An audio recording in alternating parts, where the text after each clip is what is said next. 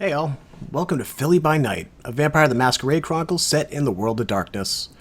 The World of Darkness is a roleplay heavy storytelling game from the Onyx Path and White Wolf Publishing. This is a weekly live broadcast featuring a few geeky broadcasters and voice actors who love roleplaying. I invite you to enjoy our fourth session tonight and to check out our past broadcasts on YouTube. With that, we'll hand it over to the lovely Spira, our storyteller for this evening. Hi everyone, welcome back if you've been watching, and welcome if you're new here. I will give us a little recap of the past week. A lot happened, so this will be a little longer than previous recaps, but I want everyone to be all caught up. So our player Chard, as Roland, was absent last week, so in accordance with his downtime, his character was off searching for more information on any active kindred with a blood hunt on their name to sway them to the Anarch's cause. Anthony was tasked by his employer Zachary to drop off a package to a pair of Giovanni twins running a racketeering operation in Philadelphia Fish Market. Didn't go as planned, as they discovered $1,000 missing, but they offered him to either bring the money or the security tapes from the gala event within 48 hours. Gideon begins his plans of gathering contacts and allies by calling those he's encountered so far, meeting up with Anthony at a college campus. Gideon secures himself a tech whiz to soon become his ghoul, and speaks with Anthony about the ongoing events surrounding Cassandra and Avery. Conor was summoned by Avery via a Malkavian network call to meet him in Fairmount Park, where he advised him to go seek a magical artifact in his home. Anton and Albert, in search of Avery, Deckard and O'Connell in search of treasure, and Conor, by order, all set off for Avery's home. Once they accidentally encounter one another in the kitchen, the noise summons two oversized and giant-clawed undead cats that were Avery's security, but acting fast, Anton and Deckard subdue them. Each set of characters then makes off with an artifact from the house, and Anton, concerned about the wild bunch that were trouncing around the manor, calls Gideon. Gideon and Anthony arrive just as the other characters are heading off, and Gideon confronts Conor. Using his overwhelming powers of dominate, he receives both the information regarding Avery as well as the trinket off of Conor, and such a trigger for Conor to tell him the next time he is to meet Avery. Tonight, the players will continue their hunt for Avery, or an alternative solution to the capture of the Malkavian renegade, as well as their personal pursuits. There are several more magical artifacts with secrets to be revealed, blackmail bubbling to the surface, and more debts and deals to be made. So, starting off the night, we will check in on, back step for a second. So, downtime a little bit from the previous night. It was heading towards sunrise. Everyone was heading home. And as everyone was heading back to their respective haven, O'Connell, dragging Deckard back into the Warrens, gets back and checks her tablet to realize that she had a message from the prince, which I will read out.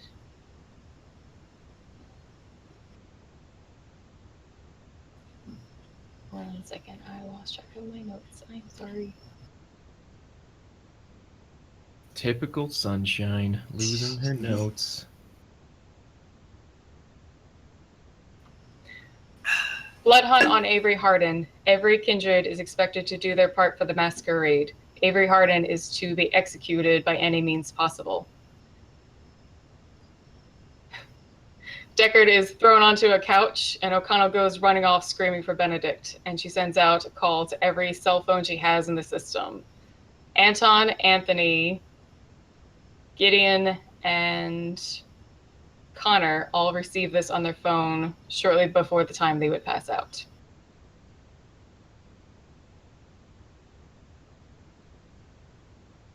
Starting with Conor tonight. I missed the thing I received on my phone. What was Blood that? Hunt on Avery Hardin. Every kindred is expected to do their part for the Masquerade. Avery Hardin is to be executed by any means possible.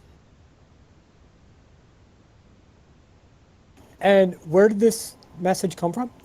It is similar to the message you got before from an unknown number. Just shows up on your cell phone. Excellent. But you are back at your haven now, and it is not much time to do anything. You are very...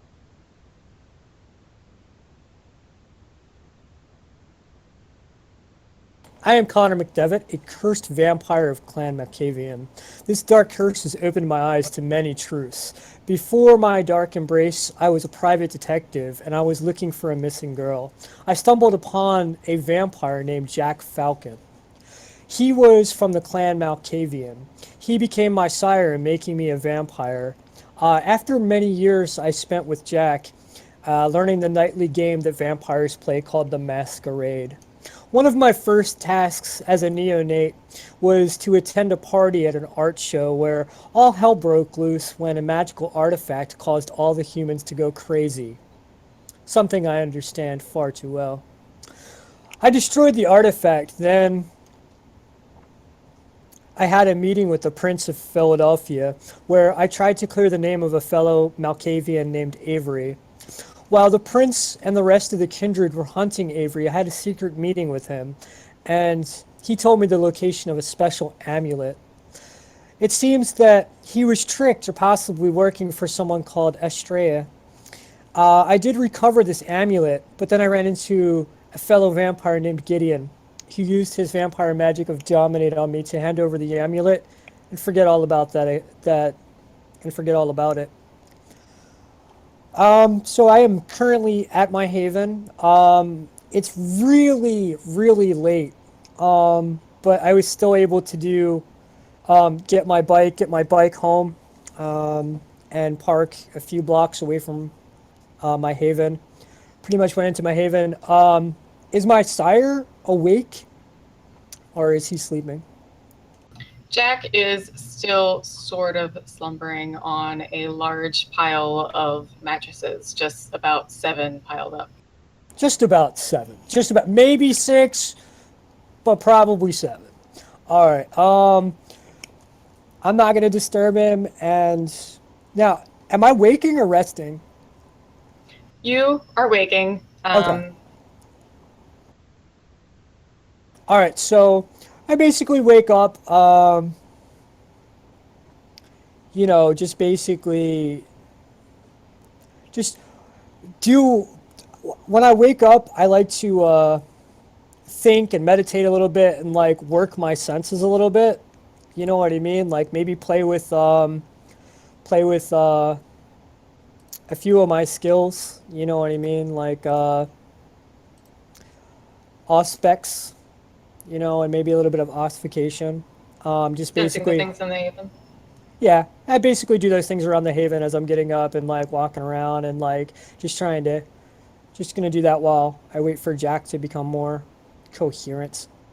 All right, so within about a half hour or so, Jack slowly starts to awaken and slowly crawls off of the mattress, slowly sort of blinking eyes, sees you, but still looks like he's trying to figure out exactly who you are almost. Hi, what's up? Hi, I believe I saved the day again. Yes, Conor? Yes, what happened? Well, you know, you was looking for the curly fella, and I told you I'd find you the curly fella. Well, I found him. I did, and he said I was a very important man, and I could help him, and I could save all the vampires, and so I did it. Yes, I did. Oh, good. Yes. How did that go? Oh, fantastic! Of course, I had a run-in with a few of the other vampires. They were all looking for the same thing. But Avery, he said to me, the curly-haired fella, he said that I was the one, and he told me where to go. And he gave me the combination. And look, I got the amulet, and I reached into my pocket to very carefully, not to, you know, just to make sure I'm very careful the way I grab the amulet, because I want to make sure I don't touch any of the metal of it. And I reach into my pocket to show Jack. Jack waits patiently, sort of tipping his fingers together, just waiting to see what you have. Oh shit! Not that pocket, must be the other pocket! Oh shit! Alright, so I check my other pocket. It's easy to lose things. It's easy. Oh, it is. It could be quite easy to lose something, but I would never lose something this important. So Of course not. I'm gonna check my back pocket. I want to check my vest pocket. I'm gonna walk over to my jacket that I was wearing, and I want to look in my jacket pocket. Jack starts looking a little nervous, playing at his jacket, just, seeming antsy. Where is it? Where is it? You found a thing? Well, I'm looking nervous and looking more and more nervous as I'm looking for it. Oh yeah, I did. Avery, the curly-haired fella said that I was gonna get him things like he gets you things, and the things I got the mouth amulet, and I know it's here somewhere. Well, where is it? Where is it? I start throwing stuff, and I swear I put it in this pocket. I know I put it in this pocket. Jack seems to feed off of your madness a bit, and he starts tearing around in his books and all of the trinkets and things he has laying around desks and on the floor. It appears do you have Avery's number? Phone number? Phone number? I have the phone number for his home, but I believe he would be gone now. Absolutely. Speaking of your phone, hey, you ought to look at your phone, you think. Unless the prince doesn't think you're important. Jack continues scrambling around things. Phone. I put it around here somewhere. Wanted it to be safe. What did it say? What did the phone say this time? Well, it said that we're all to kill the Averys, the curly-haired fellow. The phone said that we should kill him. That's not good. That's not good. No, definitely not. Like I said, I was going to save the day, and I was going to save the Avery, and I was going to save everything, and I'm still going to do that. But of course you are. But you see, there might be a problem. I don't know. I think the fucking Tory snakes. I think the art feds. I think they got to the prince.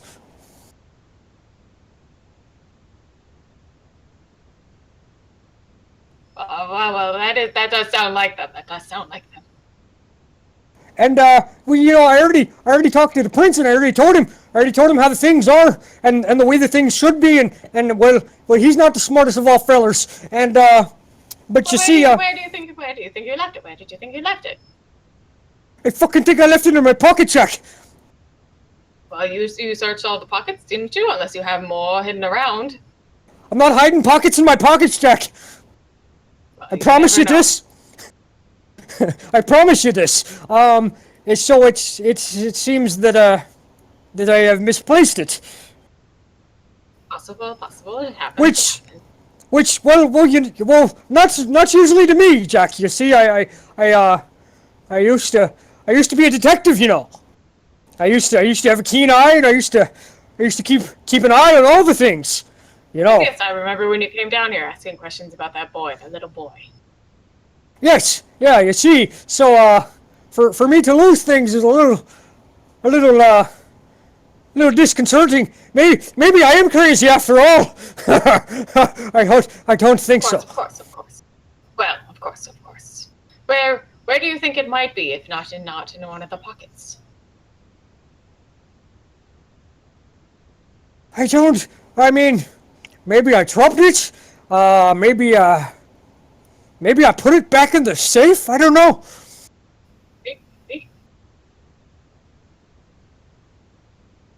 But I was thinking, where was the safe? It was in Avery's house, because I saw the Averys and the curly-haired fella. He said go to his home, and he gave me the combination to his safe, and he said you go in there and you find the mouth amulet, and that I did, sir. Maybe you left it in a pocket around there. Pocket around where, Jack? Around the house. Maybe you left it in a pocket in the house. Yeah. The pocket of the fucking safe, maybe. And Avery had quite a few safes. I don't know why he had so many safes. Well, I know he had quite a few things. He's brought me a few things as well. Well, the prince wants you to bring his head. His head? No. His head needs to stay on his shoulders. This is true, but everybody seems to think differently. Yes, well, of course they're wrong. So Jack, you being a vampire long standing, and you being a well known vampire, even though you never go outside. How well you know the prince? How well do I know the prince? Let's see. He's been around a little while, but I don't know. I've seen better. I've seen better. I'm just saying, could you talk to the fella? Yes. Maybe you could tell him that Avery's head should stay where it is, on his shoulders. That's what it should stay. That is where it should stay. Agreed. We agree on this, but apparently, according to my phone, all the vampires want him dead. That's no good. That's no good. I think you should check the pockets. Maybe the pockets around his house. What do you mean, Jack? Well, you lost it in a pocket. Check the pockets at his house.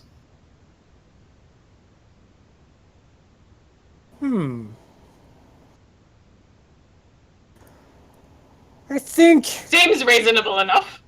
that does seem reasonable enough. There was a lot of pockets, and there was a Nosferatu who had sticky fingers. See, there was a Nosferatu.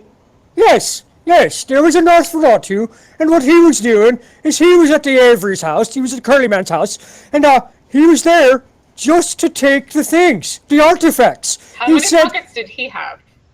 Probably 30. No, Oh. probably 7. That's less pockets. Less pockets than 30. But he did bring another fella. He brought a lady with him. A lass, he did. And she had some pockets too. A little lass, yes. Well, it might be best to check their pockets first. Yes. I think I should check their pockets, Jack. That sounds good. That does sound good. You're not too bad for the crazy man. I do my best. I think at this point, we will check in with Anthony, who will be either just heading to bed or just waking up. My name is Anthony Toussaint, a Toreador chef out to be the greatest in the world, between kindred and human alike. I arrived in Philadelphia at the behest of Cassandra, a fellow Toreador who is hosting a gala. Since the fated gala, Anthony has become a sous chef at a local restaurant, The Pinnacle, and has unearthed some shady Giovanni dealings there. Now, Anthony must confront Zachary, the ghoul head chef, as to the nature of these suspicious dealings. So Anthony, I would say he does have a decent bit of humanity, so he probably saw the message before going to bed, but again, it was incredibly late, wouldn't have had much response time, no one to call or anything like that. So you would be waking up with that information. Yes.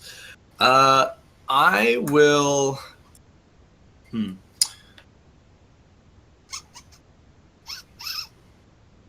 I'll hail a cab to go to the restaurant, but while I'm there, while I'm doing that, I'm going to call Anton. Okay. Real quick, do we have another player that had anything to say? No? Okay. All right, so you are hailing a cab, and while you're heading towards Pinnacle, you give Anton a call. Yes, hello. Anton, it's me, Anthony. Anthony, how are you doing? Interestingly, quick question. Did you get that text? Yes, in fact, I did. Last night before I went to bed. What do you think? Well, I've already promised to find him, so this isn't much of a change for me. Though I don't know what I'll do with him once I catch him. Still, it seems... I know I'm new here, and I think you are as well, but... I don't know if the prince would make this decision so suddenly and kind of behind our backs. It does seem odd that he has made this decision without, to my knowledge, anyone going to him in regard to Avery. Interesting. Well, considering nothing changes for you, I have no advice. But as for me, I think I think I'm just going to play it by ear, be a bit more cautious. Later tonight, I might actually have use of your help. Oh. I'm feeling hungry first and have to go run a few errands, but after that I might be able to use you and Gideon to find him a bit quicker than we should. I see. Well, if I could be of any assistance, give me a call. I have some other business to attend to. Completely understood. I will hang up. Now, I'll call Mei Zhang. Okay. So you are calling Mei Zhang, and then shortly after a couple rings, she answers your phone. Hello? Hello, is this Mei Zhang? Yes, who is this? This is Anthony. Let's see, Anthony. I'm sorry, who are you? The charming chef from the meeting. Oh, of course, Cassandra's new little favorite. Dear, how are you? Oh, I'm doing well. Oh, that's good. How are you What can I doing? help you with? Fine, dear. What can I help you with? I believe we had discussed perhaps you showing me a bit more of the fashion world that exists in Philadelphia. Would you perhaps be available this coming Thursday? Of course, dear. Actually, that sounds perfectly fine. Yes, let's see. I will have to have my receptionist call you back. If you can just, just wait for her to give you a call back. My schedule, of course, is incredibly busy, but that should work perfectly fine. Oh, perfect. Now, just on the offhand, you haven't happened to receive any interesting news recently, have you? Perhaps involving any developments with Avery? Well, of course, I got that message about the Bloodhunt being on. Good riddance. I see. Just checking in. But yes. Have you heard anything extra? I believe you were at the party. You had a couple connections revolving it, weren't you? Yes. Well, there's always more at play, but nothing really that much more. I too got this message. I just wanted to verify it with you, of course. Yes, of course. Those Nosferatu have us all connected. It's a blessing and a curse, I suppose. Yes. Well, I look forward to our meeting this upcoming week. Of course, dear. I'll hang up, and then... Am I at the restaurant yet? Yeah. In meta time? Yeah, it wasn't too long a drive, and you just kind of had the conversation during the drive. Finishing downtime, you arrive at the Pinnacle restaurant. Going in, you'll see the maitre d' who nods at you, and you see there's a wily crowd going on. There's a lot of chatter going on because it's a busy restaurant. It's really up and coming. As you head towards the kitchen, you see all of the staff are busy, but you don't immediately see Zachary. However, you do hear some noise, sort of like an argument coming from that walk-in freezer that you were in before, where Zachary gave you the package. I see. What's Zachary doing? You don't see him. Oh, I see. You just see all the chefs cooking and something that sounds like arguing coming from the freezer. Well, then I will approach the freezer. I'm assuming the staff still recognizes me. The staff nod at you. They recognize you from the night you were introduced to all of them and know that you were supposed to start that night anyway. As you get closer to the freezer, you start to hear one particular voice a bit more clearly. Listen to me, you squirming little maggot. Why did I have to hear from some stranger to the city that you're messing around with those disgusting Giovanni twins? I don't care what they promised you. You better end whatever vulgar relationship you have with them tonight.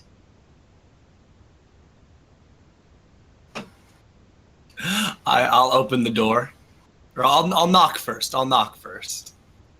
You hear the arguing cease suddenly, and after a moment, the door opens slowly, and you see Cassandra and Zachary standing inside the freezer. Oh, Anthony! Well, excited for your first night in the kitchen, I'll bet. Yes. Just couldn't wait. Oh, I'm sure. She grabs your arm and starts dragging you away, and you see Zachary looking a little forlorn, left behind in the freezer. So how's the Giovanni situation coming along? It's well, we'll get to that. My dear, did you get the message about Hardin? I won't lie, I'm practically tickled that the prince changed his mind, changed it to the right answer. That Hardin is too dangerous to be roaming around freely. Something must be done. Tell me, did you get any further leads? About his whereabouts? No, I actually found his haven, but it was completely vacant. Nothing there. Bacon? No signs? Nothing? Nope. I could find nothing, unfortunately. She sighs and sort of throws her head back a little bit and just watches the kitchen go on for a moment, sort of tapping her perfectly manicured fingernails on one of the counters. Ugh, this is... What about all of those people from the party? Have you spoken with any of them? I didn't really get most of their information. Gideon seems to be making some progress of his own, but there is much, much more to him than meets the eye. And Anton is... right? Yes, Gideon was the Ventrue. Yes. Typical, of course. But, Of course. Now, Anton, on the other hand, seems to have something interesting going on. He might be one of our best bets at locating Avery. I do recall him at the court mentioning something about a way to find him. What do you know about that?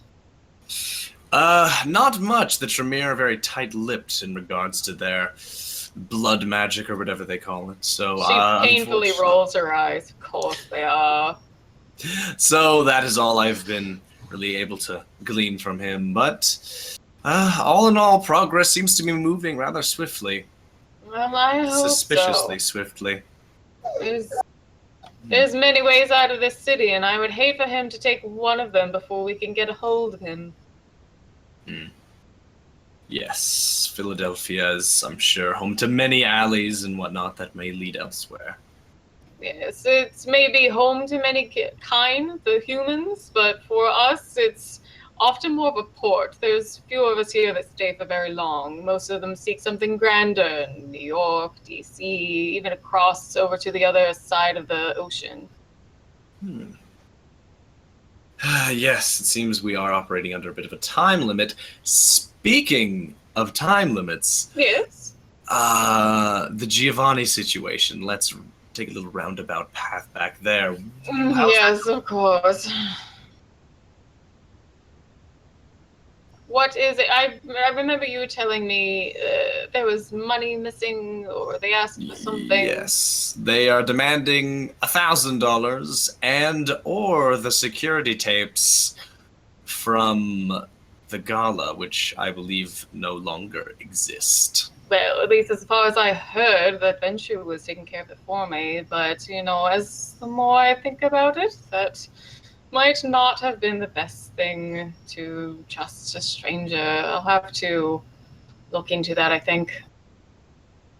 But yes, so $1,000, really not all that much. It's not such a big deal. Or the security tapes, obviously, we don't want to give them those if they still exist. Yes. Still, it concerns me that he finds it necessary to pay for protection, let alone from Giovanni. Of course, I tried to wheedle out some information from him, but the more and more I spend time with... She looks around and realizes she's speaking in front of the staff. Anyway, let's see. How about I call May and we see about just getting that paltry little 1,000, settle the whole thing, and we'll maybe have someone speak to those twins directly and tell them that they best not show their faces around this restaurant ever again. Might be a wise idea to bring some extra muscle. They seem to be, if not they themselves, have access to some sort of otherworldly abilities. Yes, I know plenty enough about Giovanni and their disgusting little hobbies. Well, good to know that's being taken care of, but yes. I think perhaps there at could this be some point- better management going on here. Yeah, at this point, we'll leave Anthony and Cassandra, and we'll hop over and see what Anton is up to. Anton similarly received the message just before daybreak, but again was rushing home, trying to get to safe haven before anything else happened. Okay. My name is Anton Damiani. While I was in law school, I came down with a terrible sickness. When conventional medicine proved ineffectual, I turned to the occult. This drew the gaze of the sorceress clan Tremere, a group of vampiric blood mages.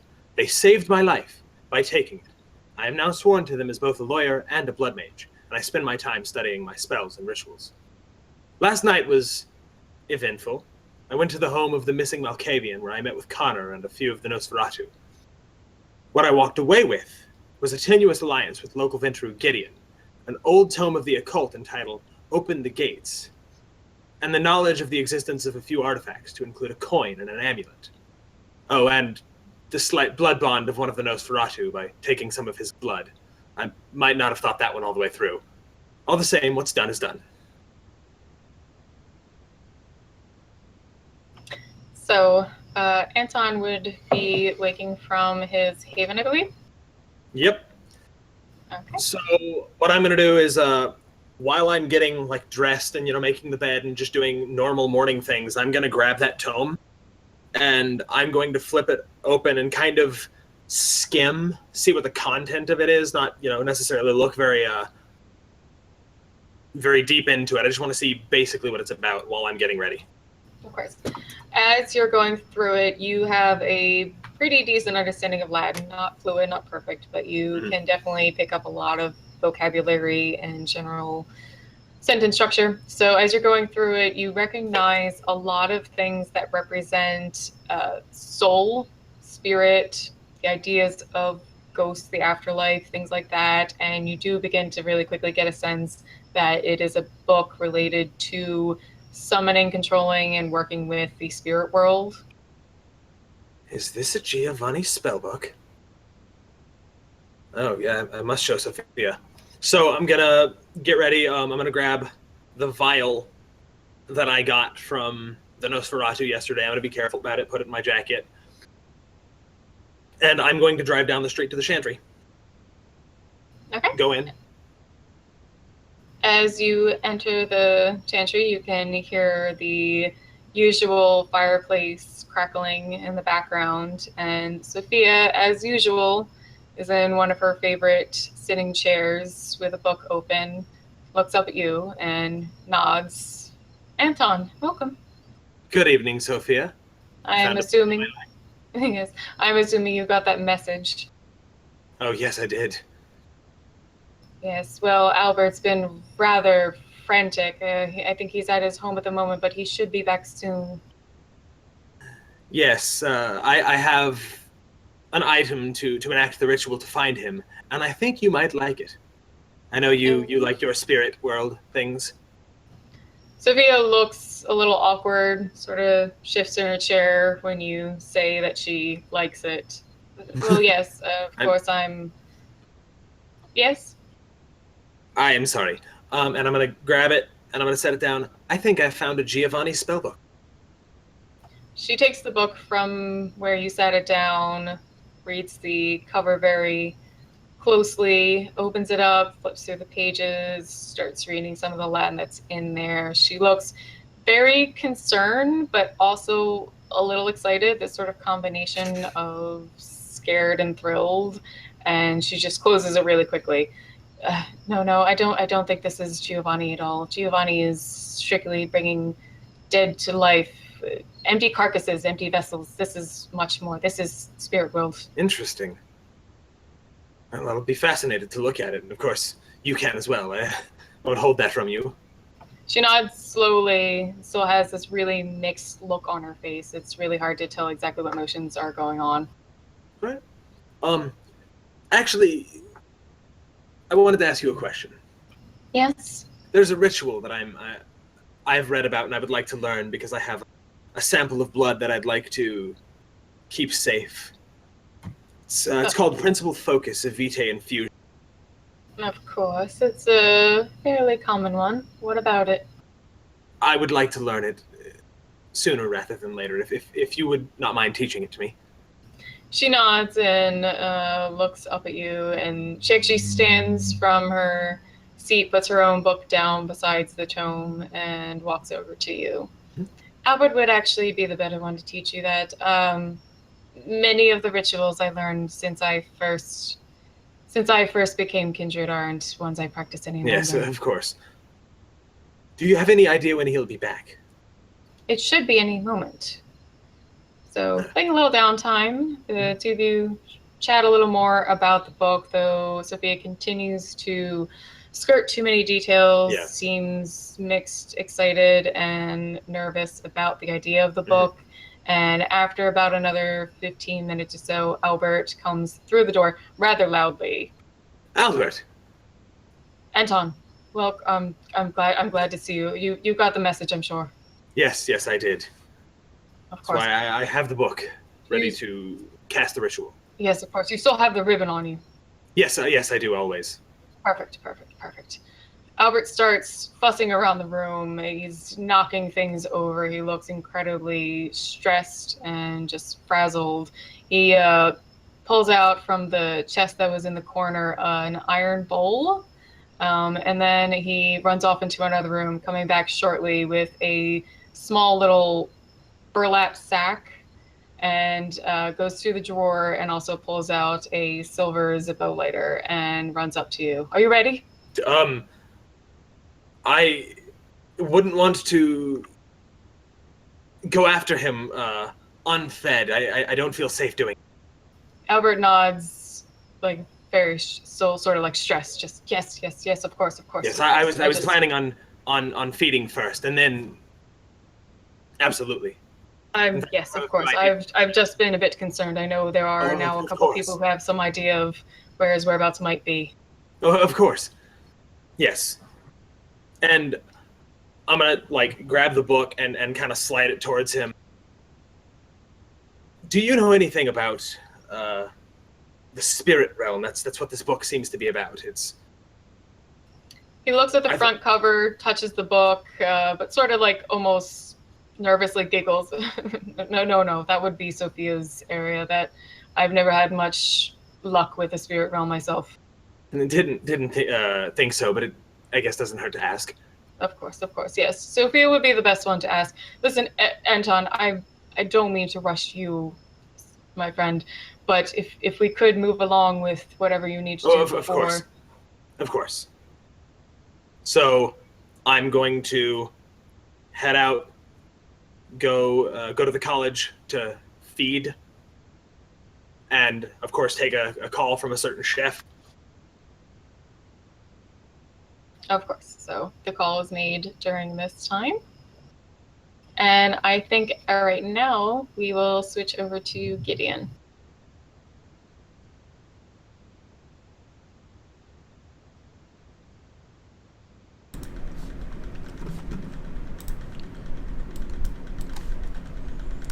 I am called Gideon.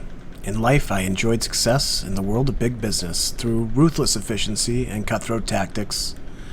This is likely why I was chosen to carry this dark gift of immortality. I was sired into Clan Ventru, the movers and shakers of the Camarilla, aristocrats and leaders. My sire is, was, Edgar Callahan.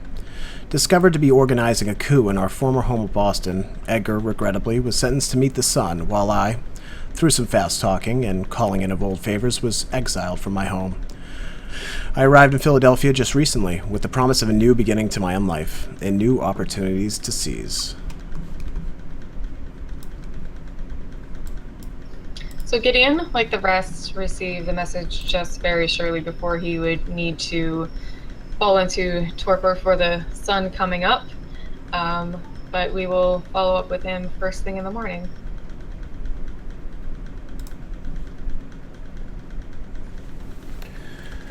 So I awaken and have checked my messages and saw that the prince has seemed to call this Bloodhunt that he had decided against during the court the night before. Yes, you also have at least 2 voicemails from Mike, the police officer, asking you to give him a call back about the information you asked for. So the number I received this text from, is it the same as the contact that was given to me by the prince? The message about the Bloodhunt is the same as the previous time where it was a block number. There's nothing to reply to. But I do have a number for the prince, right? You have a number for Marie. Okay. I'm going to check my voicemails first before I get into a voice conversation with anyone. Okay.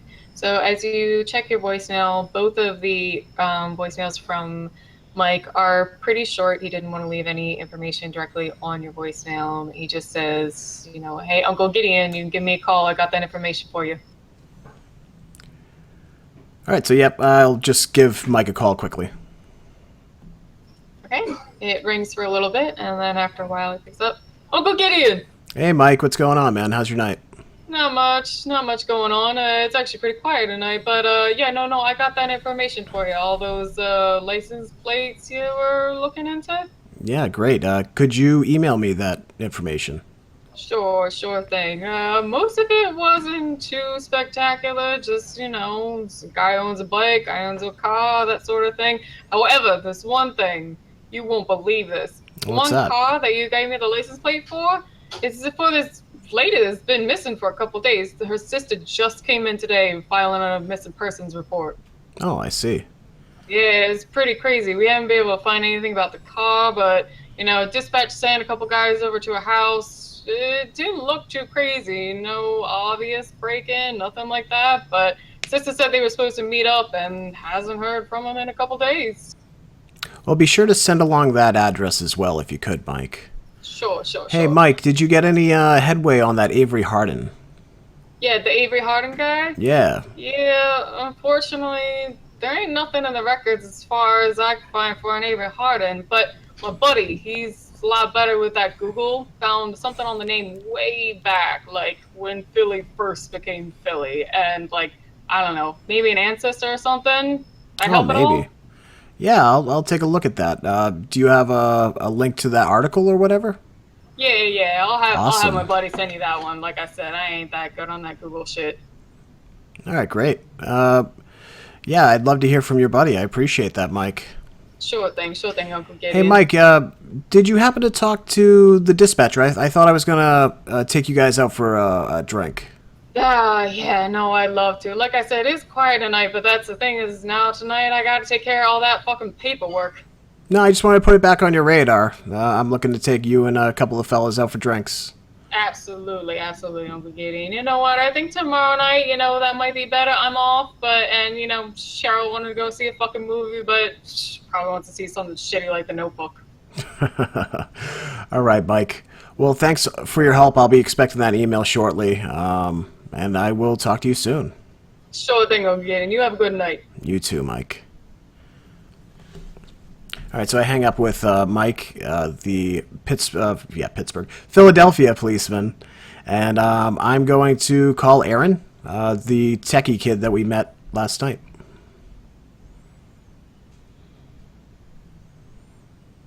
All right, and after a few rings, it answers, but there is incredibly loud music playing. You can hear about probably 13 people or so screaming, talking about playing beer pong. Who's this? Aaron, it's Gideon, Who? your employer. Oh, yeah. Hold on. You hear what sort of sounds a little more muffled. He puts like his hand over the phone as best he can tell, and you hear sort of like running feet. So he steps outside of his dorm room, and you hear a door closing. Yeah. Sorry about that, man. Aaron, I understand that you're out tonight. I need you to meet me at the hotel tomorrow this time. Is that fine? Oh, of course. What time? What time would be best? What time is it, Aaron? I mean, it's about 7 something now. Why? This time tomorrow evening would be great. Oh yeah, sure, of course. Aaron, and if you could get me a wish list for a computer system, just the top of the line, what you would need. Start thinking on that for me. What for? Gaming, or it depends? Think bigger. Oh, like sysadmin stuff?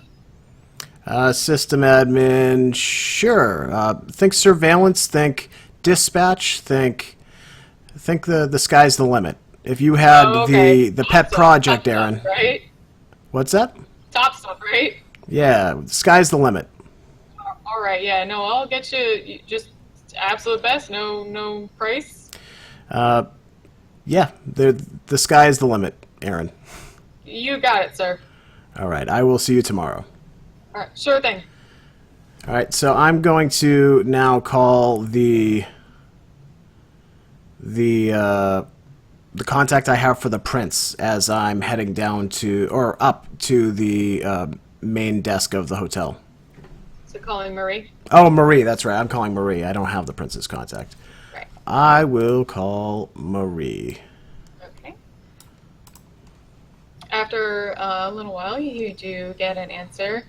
Gideon! Marie. Good. I was actually just about to call you. What is this business? What is this text message? Listen, this probably wouldn't be the best thing to speak about over the phone.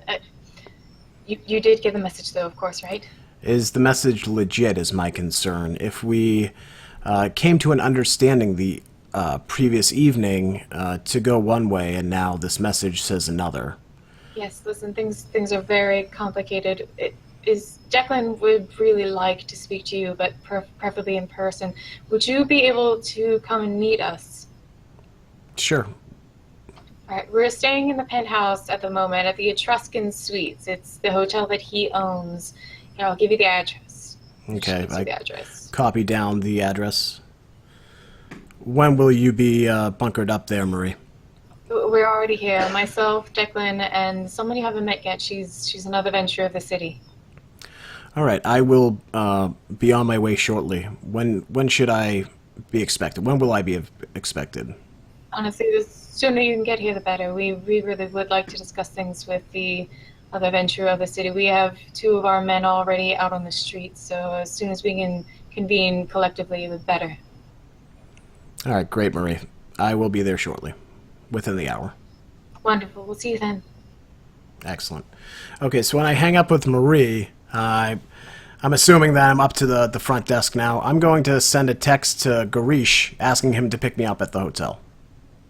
Okay, and he texts back, of course, Uncle Ganoush. Does he have an ETA for me?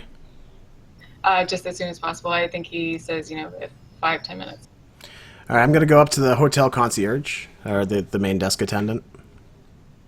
Okay, so she is standing there typing into a computer and just holds up a finger. And I sit there impatiently. She continues typing for a little while into the computer and sort of basically ignores you for a little while. Just one moment, sir. I kind of straighten my tie. She sighs, stops typing, and says, "Yes, what can I do for you?" Good evening. What is your name? Maria. Maria? Yeah. Maria, how long have you worked at this hotel? I worked here about 5 years. Maria, would you like to continue working here?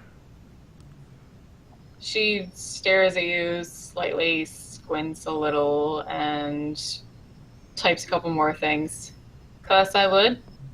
All right, then you will not keep me waiting again, Maria. Yes, sir. Maria, I need you to look into your computer there and tell me if there's any prominent names, any names that I should know about being here in this hotel. Excuse me, sir. I can't just do that for anybody.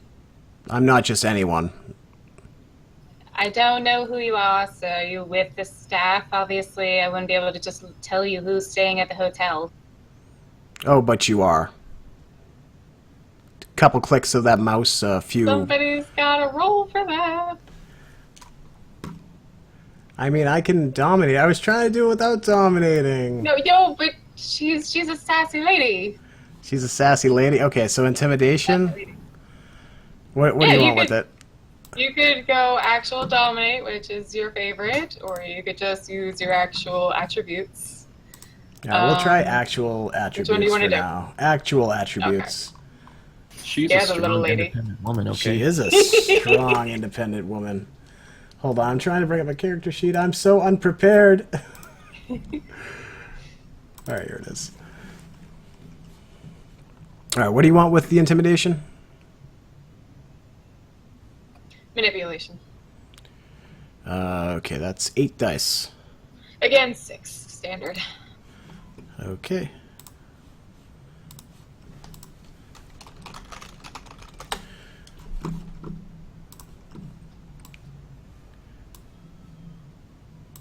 Oops. Okay, 8 dice. And greater than 6. And roll. Okay.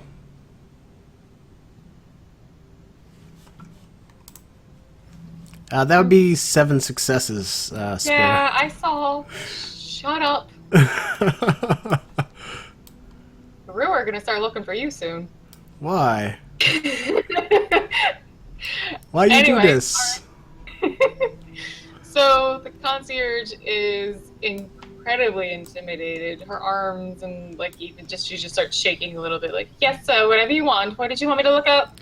I want you to tell me any wealthy or prominent patrons of this hotel right now. So she takes a Hold little on. while. Hold on, we actually... Fuck. Big Man wants me to re-roll that. Did he donate for it? He's a sub. That's his. That's nice. his monthly. All right, I have 4 successes instead.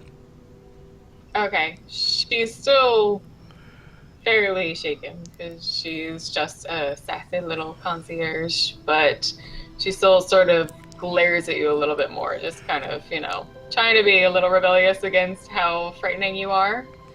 But she still agrees to look up the information you wanted.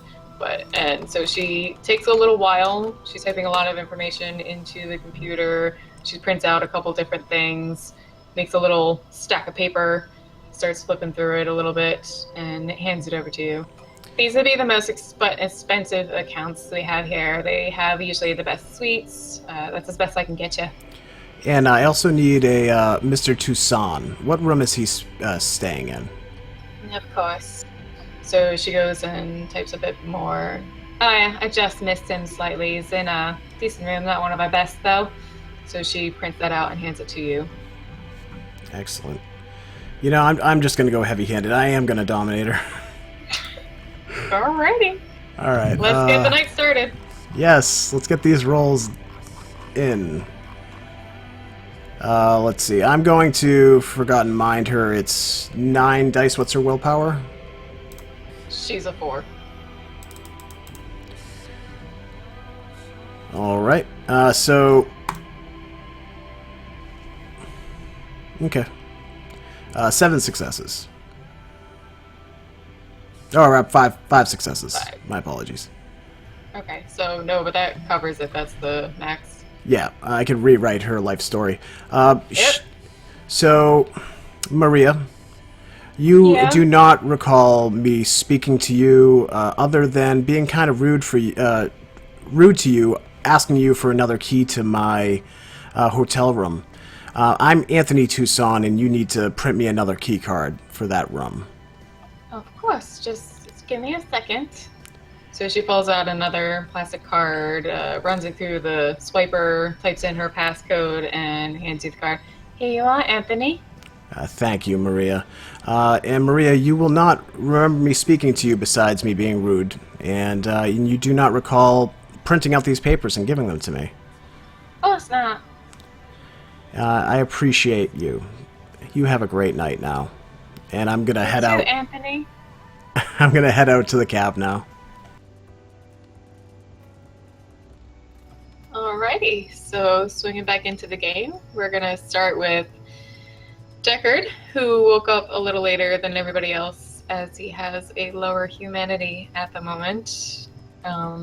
He was dragged down into the main entrance of the antechamber by O'Connell. He was starting to fall asleep because it was getting too close to sunrise for him. So she dropped him on a couch, and he just happened to have heard the last little bit where she started freaking out, looking at her tablet and running off looking for Benedict. Hey guys, I am playing Deckard, your friendly neighborhood Nosferatu. If you guys don't know what a Nosferatu is, think of ghouls from the Fallout universe. They're twisted, melted faces, skin peeling off, and they're often ostracized by their own kind. So my involvement began at a party due to my friend Benedict, and fast forwarding a little bit, last night I told Benedict of my plan, my grand scheme of trying to find more of these artifacts and selling them on the black market, or whoever would want to buy these objects of power. And that night he gave me the graceful company of O'Connell, aka Sunshine, and she is useless but talented, and we broke into Avery's house to find more of these treasures.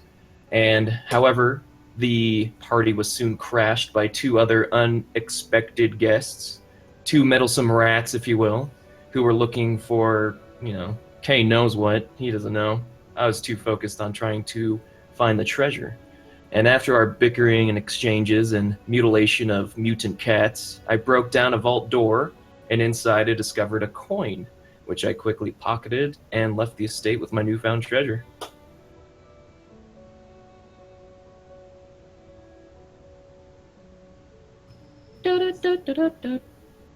So, Deckard is waking up in the sewers. Let me get some good music going.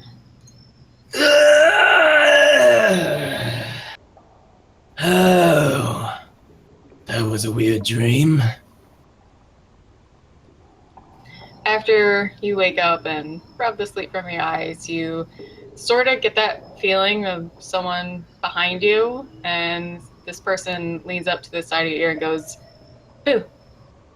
And I'll instinctively punch them in the face. They reel back and hold their face and just kind of groan from being punched. And as you turn around, you see it's a relatively attractive young woman with blonde hair, also wearing an eye patch. The fuck? Why the hell are you sneaking up on me like that? You know I ripped down a vault door, don't you? Thought it'd be funny. Who are you? Oh, you don't recognize me, sweetie. Benedict!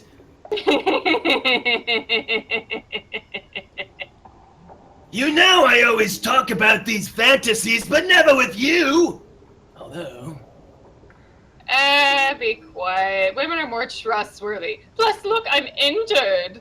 And he points at the eye patch he's still wearing. Oh no! I'll look underneath the eye patch. See if There is actually another eye there because he managed to get a full transformation. He just felt like wearing it anyway. Okay. Why are you like that? What's happening? She rolls her eyes and looks at you and says, "Listen, I've told you about obfuscate. You can do this if you work at it more." Oh, you know I'm not good at disguises. I just want to kill things all the time. Let me tell you, Benedict, this nerd at the house last night, oh my god, I wanted to kill him so bad. He was in my dreams, Benedict. I had dreams about this man. I wanted to shove his cane so far up this nerd's ass, he would be shitting blood for days. Gross. The fuck is wrong with you? Right? I don't know. I just want to kill him, you know? Well, anyway, so O'Connell told me a little bit about what happened, but I had to send her off on reconnaissance. So, anyway, what happened at the house? Wait. Where's Sunshine? I just said Sunshine. What is she doing? I need her now! No, Sunshine and Merrick are busy. What happened? Look, stay here! And I'll try to shuffle around where I'm sleeping for like some gloves or something I can wrap my hands around. Benedict stands there with her arms crossed, waiting for you to find whatever you're looking for.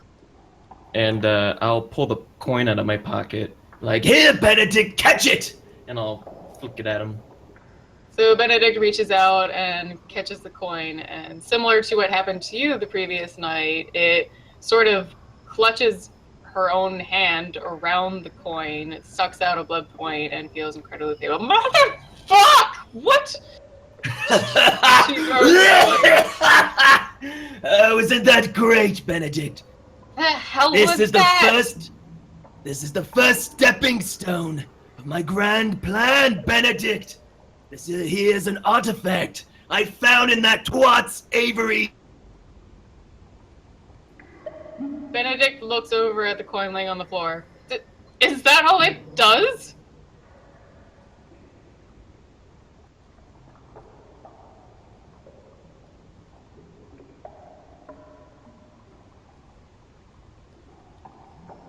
Sorry, I'm not getting sound. What happened? Sorry, me and I him got got moved. pushed up, yeah. Yeah, that was weird. Anyways, what'd you say? I missed that whole part. I said, is that all it does? Is that... Benedict, you lack imagination! We look at to see what the coin does! We Benedict. find someone, maybe that fucking nerd, if I don't kill him first. Or we can, get Sunshine to look at it. Benedict walks up to the coin, but, doesn't touch it, just stares at it on the ground and looks over at you and says, you run into a bunch of yahoos at a haunted house, get attacked by guard cats, break O'Connell's hand trying to open a door, and all you got is a magical prank coin. Oh, Benedict, this is why I hate you! And I'll pick up the coin. Like, look! We find a buyer. They buy it! Buyers. Isn't there someone we're supposed to meet? There was that anarch, but I don't know how much O'Connell got out of that information yet. Damn it, O'Connell. So useless. You should have heard her, Benedict. She was like, we can't open the door. No way we can open the door. And I ripped that bitch open, Benedict. What are you talking about? Listen. We get the coin. We find the buyer. We get whatever we want, Benedict. This is our meal ticket, Benedict. Benedict starts to run his fingers through the blonde hair of the woman's image. It starts to feel too hard to look directly at him, and within a moment, he turns back into his normal self. Listen, Deckard, I don't understand what this is. How is this supposed to get us any money? It just sucks blood out of you. That's why we find out what it does. I told you these things aren't worth messing with. Oh, but I disagree, young Benedict. Young! You're such an idiot. I hate you. Now, what is that? Do we have any... The nerd was talking about a party. What party did we go to? The party that went wrong with the fucking statue thing. Oh, right, Is that what you're right. talking about?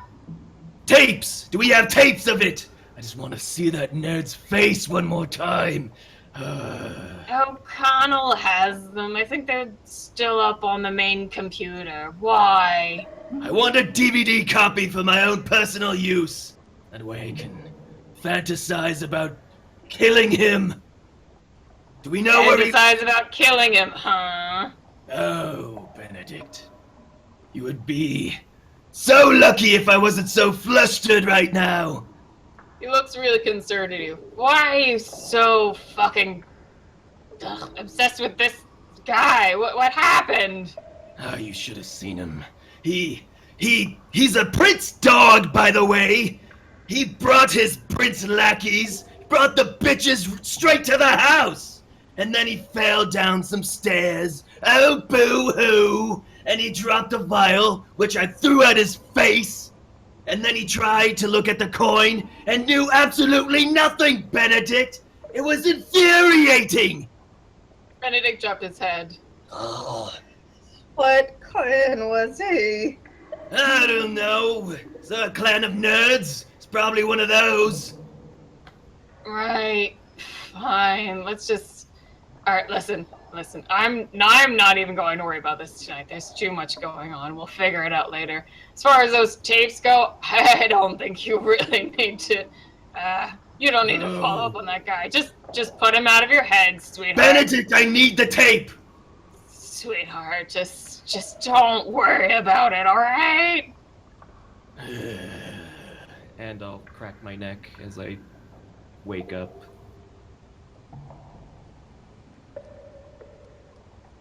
Anyways, why were you a bimbo blonde girl with an eye patch? I mean, this isn't Kill Bill, Benedict. You should have seen me in the nurse's outfit earlier. You can't even whistle, Benedict. No, I really can't. I'm really awful at it. Anyway, come here. So he grabs your arm and he starts leading you through passageways, through the warrens, into a smaller den, not one really used, just sort of like a very smaller little area. There are pipes running along the walls and across the quote-unquote ceiling area. And there you see on a filthy old mattress, there is a young girl handcuffed to one of the pipes.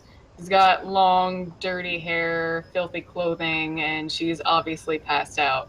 I got you a gift. Benedict, if you wanted to go to a whorehouse, you only had to tell me. You didn't have to steal the cattle. Ugh, it's not for that. You wouldn't enjoy it. Anyway, listen. I'm sick of you leaving corpses around town. It's worse than... Look, if you just keep leaving them in the same spots, and especially the same areas, the police are gonna get concerned. So here's the thing, sweetheart. Listen. You can either... And he looks really disapprovingly at you. Suck her dry. And at least this way I can deal with the corpse. Or... You could ghoul her. That way she can go off and get the heroin that you both need. Everyone's fucking jolly. And we don't have any corpses laying around. Wow. Huh. All the heroin I want. She's already an addict. All she needs is the proper location and money. And what's her name? What's her story? I don't fucking know. And I'll definitely ponder about this. Do I have time? Do I have to decide right now? I'm not hungry.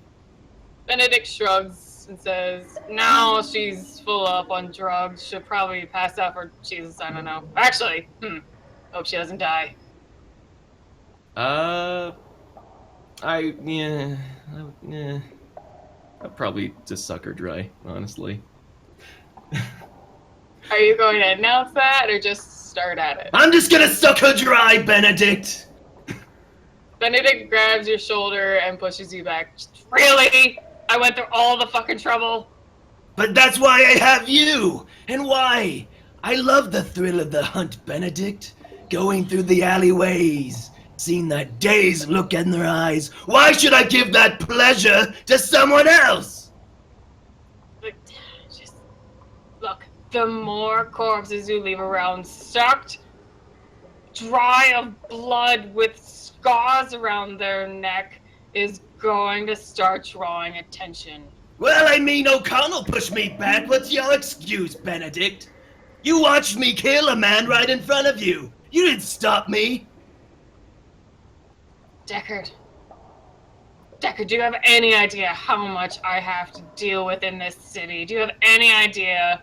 No, you fucking don't. Just... I'll be a Starts good boy, looking Benedict. more and more frustrated. And I'll be a good boy, I promise. I won't kill them hardly. Maybe leave them near death. Then why don't you just ghoul this one? Keep one around. She'll want it after you give it to her. I'll do what Benedict says and ghoul her. Okay. I would say, based on your character, you can say you can control yourself that we've seen before. Okay. Up to you. No, you can say you're able to control yourself. Previously, we were running on the idea that your character decided they wanted to suck them dry. Well, I mean, Benedict, do you want me to suck her dry or not? I'm answering the ghoul. Tell me what you want, Benedict. Just take a little bit, whatever you need for tonight, and then give her some of yours. All right. And I'll do as instructed because I have no idea what I'm doing. So after you drink a little bit from her and close her wound by licking it closed, he shows you to just puncture your own wrist and place it into her mouth. Just, come on! This is my first time, Benedict. Don't look. Either you help me or leave. So Benedict, after you ask, looks away but still holds your wrist up to her mouth. And the young girl, even though she is mostly passed out, does actually begin to drink some of your blood. She doesn't need much, just give her enough. No, that's right, you little leech. Drink the blood. Don't enjoy it too much. Yeah, only you would enjoy something like this, Benedict. Shut up! And yeah. So now, Deckard has a passed out ghoul in the Warrens, and we will check in with Roland. How's it going, everyone? My name is Roland, and I am a Brujah. Brujah are the rebels of the Vampire Society. Filled with passion, they find a cause and latch onto it with all they have. I used to be an eco-terrorist turned drug dealer on the run. After hiding in the woods from the feds, I met my sire, an old civil rights activist hiding from the elders who put a blood hunt on him. He taught me to hate the elders with everything they represent. He sent me to Philly to recruit more vampires looking to free themselves of the oppression of the traditions. Last week I went to New York to find information about those that might help my cause of destroying the elders. After finding little information, I contacted my Anarch connection, Devin, to get me in touch with the loyal right-hand man, and to meet me at my house that I stole from a worm of a woman. So Roland, returning back into town using the stolen car, drives up to the house he had stolen previously and sees that there is a police car sitting outside. There is a policeman inside the car on his cell phone. I'll park down the block. I'll drive around the block, but then I'll walk to the front of the house and go in normally. I'm assuming I brought a key with me for the house because it's my house now. But yeah. Okay. So the police officer, as you even start walking towards the door, jumps out real quick. Whoa! Hey! Who are you? Oh, my name is Jacob. What's your name, officer? My name's Eric Donalds. Sorry, sir. Do you know the woman who lives here? Sharon Hempel? Sharon Ethel, yes, of course. She rents me this place to stay. She said that she had some kind of trip that she had to go on and needed somebody to watch the house. So she's renting it to me for a very fine price. How long has this been going on? He looks a little nervous. 2 days, not much past then. Why? Something happened to Cheryl? He still looks nervous. He's like sort of got his hand a little like close to his hip, not heading for his gun, just like in that like pose position, like he's ready, sort of like concerned about who you are. And he begins to explain. Sharon's sister called in about 24 hours ago, said she'd been missing for about a couple days probably. They were supposed to meet, hasn't been able to get a hold of her on her cell phone. The house has been abandoned, car's gone, so we were just taking a look into it. So you've been renting from her for 2 days? Hold on, before we go on, did he say her name or did he just say Cheryl's sister? It's Sharon Hemphill. Sorry. Did you say And then I said Sharon's sister. Got you. Sharon's sister is such a warrior officer. If you like, you could come in and check out the place, but I guarantee you this is just an overreaction from her sister. They aren't the closest, and yeah, she probably went on vacation just to get away for a couple of days. So the officer shakes his head. He relaxes a little bit, but still looks. You can kind of see his shoulders are still a little tight, and he just says, "No, we've actually already been in the house. We didn't see anything really out of place." You went into my house?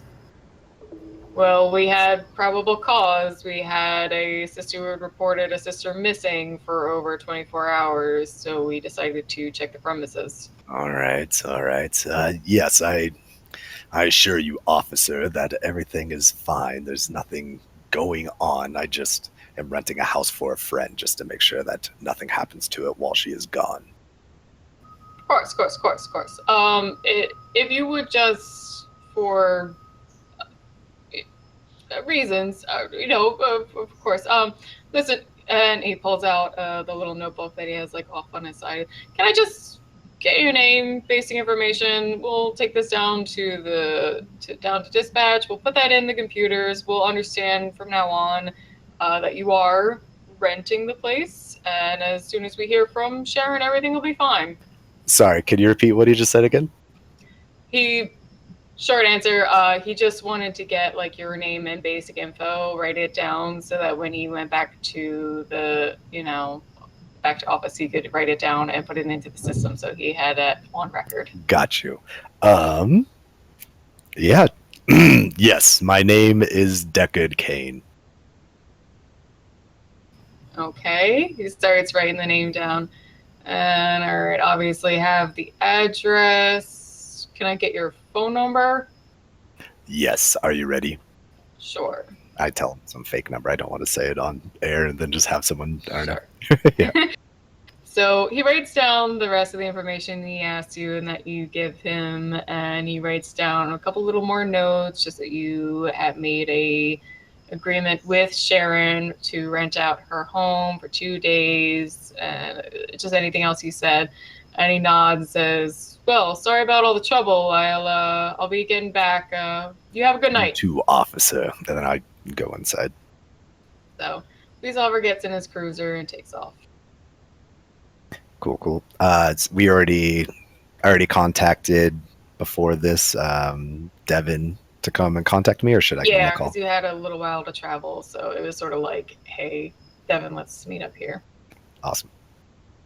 So once you walk into the house, maybe another 20 minutes at most, both Devin and Glenn show up.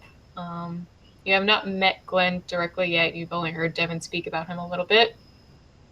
And both of them walk in. Devin, as you know, is a little skinnier. He's more the wily sort. He's the one that has usually better information for you. Glenn is tagging along. He's a bit more built. And they both walk inside to greet you. Roland, how's it going? Not too well. I go all the way to New York to find more information, and I come up empty-handed, of course. And not only that, since we last spoke, the Nosferatu don't even want to be free. They don't want to work to get out of the sewer. They seem to be totally fine living in shit and with rats. So that's how it is going, Devin. Devin shakes his head and just sort of laughs a little bit. Yeah, I know. That's the way it tends to go around up here. Some days I really feel like maybe we should just head out to California and join the anarchs out there. Sometimes it doesn't even feel worth it fighting this space. I agree. Sometimes it does feel that way, but we can't give up. We can't give up for us. We can't give up for the Nosferatu, and we can't give up for Mr. Henderson. I agree. I see that you've brought a friend. Yes, of course. This is Glenn. I told you about him before. I think this is the first time you two have met. We have a small group here, but he is definitely our better source for muscle, as much as I am better our information broker. Glenn, do you have any training, any military, any fighting? Do you have anything to offer? Glenn shrugs and smiles at you and sort of rolls up one of his sleeves a little bit to like show off his triceps and biceps. And it's just like, boxing, trust me, I know what I'm doing. Do you mind getting your hands a little bit dirty, Glenn? I kind of need some things to get done, and most people wouldn't have the stomach for it. That's what they hire me for. Ah, good. So we are paying you. Well, you're paying me, but I also like it. Good to hear. Good to hear. For our first thing, you wouldn't mind running some errands for me, would you?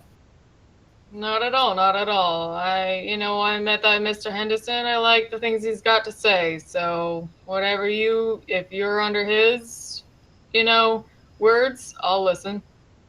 Perfect, perfect. I don't want this to seem like I am your superior. I don't want a world full of superiors anymore, Glenn. I want you to be my right-hand man. So if you have any ideas, you have any objections to what I have to say, please let it be known. I don't want to just have a slave and master relationship with you. Glenn shakes his head. No, I get it. And Mr. Henderson told me about you. I like everything I've heard. I like this operation. Listen, I'll be honest. I ain't no justice fighter. This is for me, this is a job I like, but I like what you guys have to say. Perfect, perfect. Now, as for the things that I need from you, I need a wig with long dreads. I know it sounds weird, but just please get one. Yeah, that should be easy. No, we're in fucking Philly. You can buy anything here. Exactly. I need a baggy Rasta sweatshirt, and I need you to go get me a joint from one of the corner boys that sells drugs. You think you could do that? He continues shaking his head and smiling. He's good enough, buddy. Now here comes the hard part.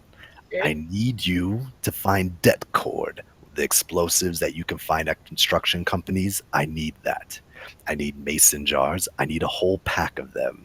I need gas and styrofoam. Now,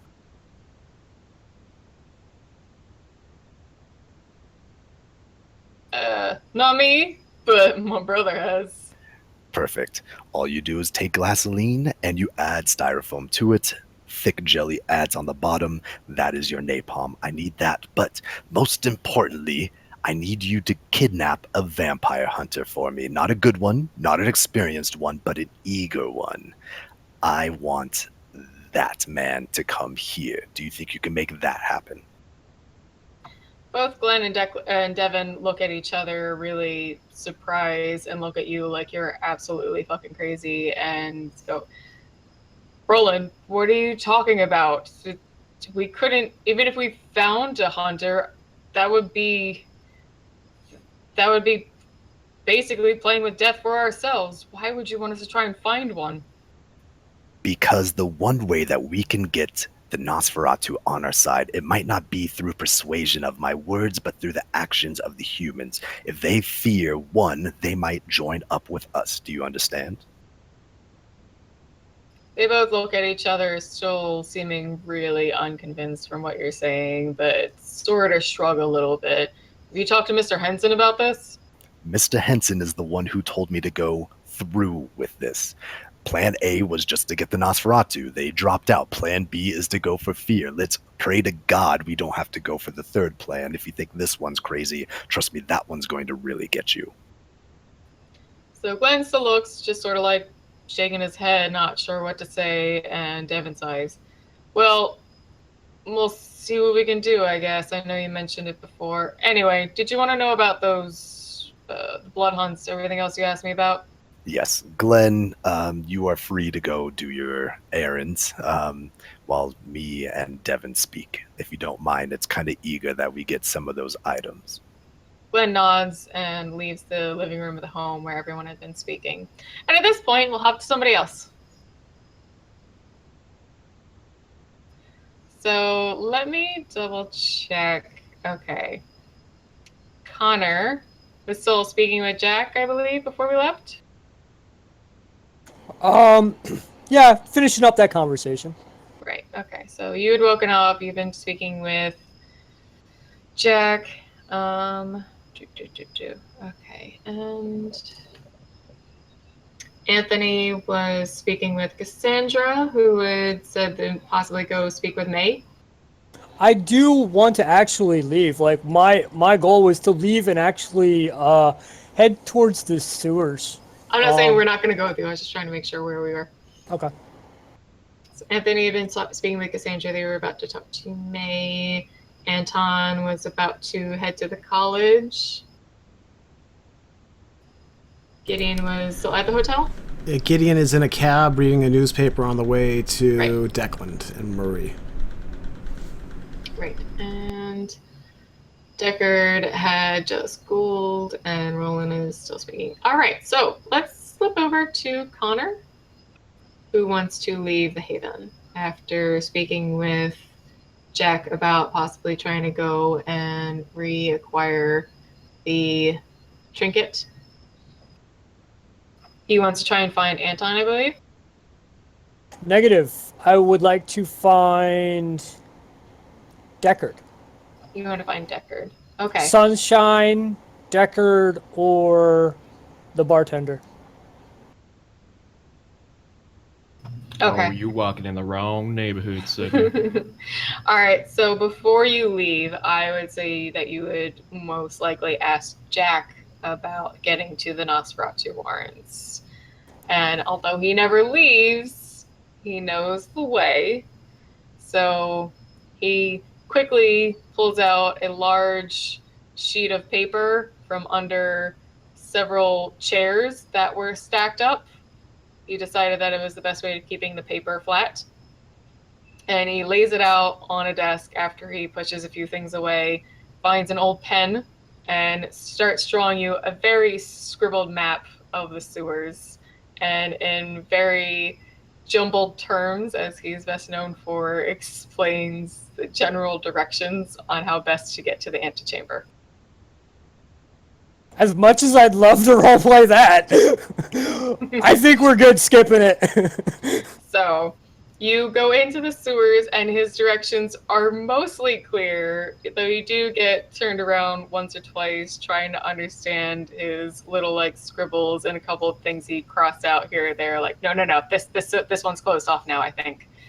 And eventually you make it to the antechamber, where Benedict and Deckard are still speaking.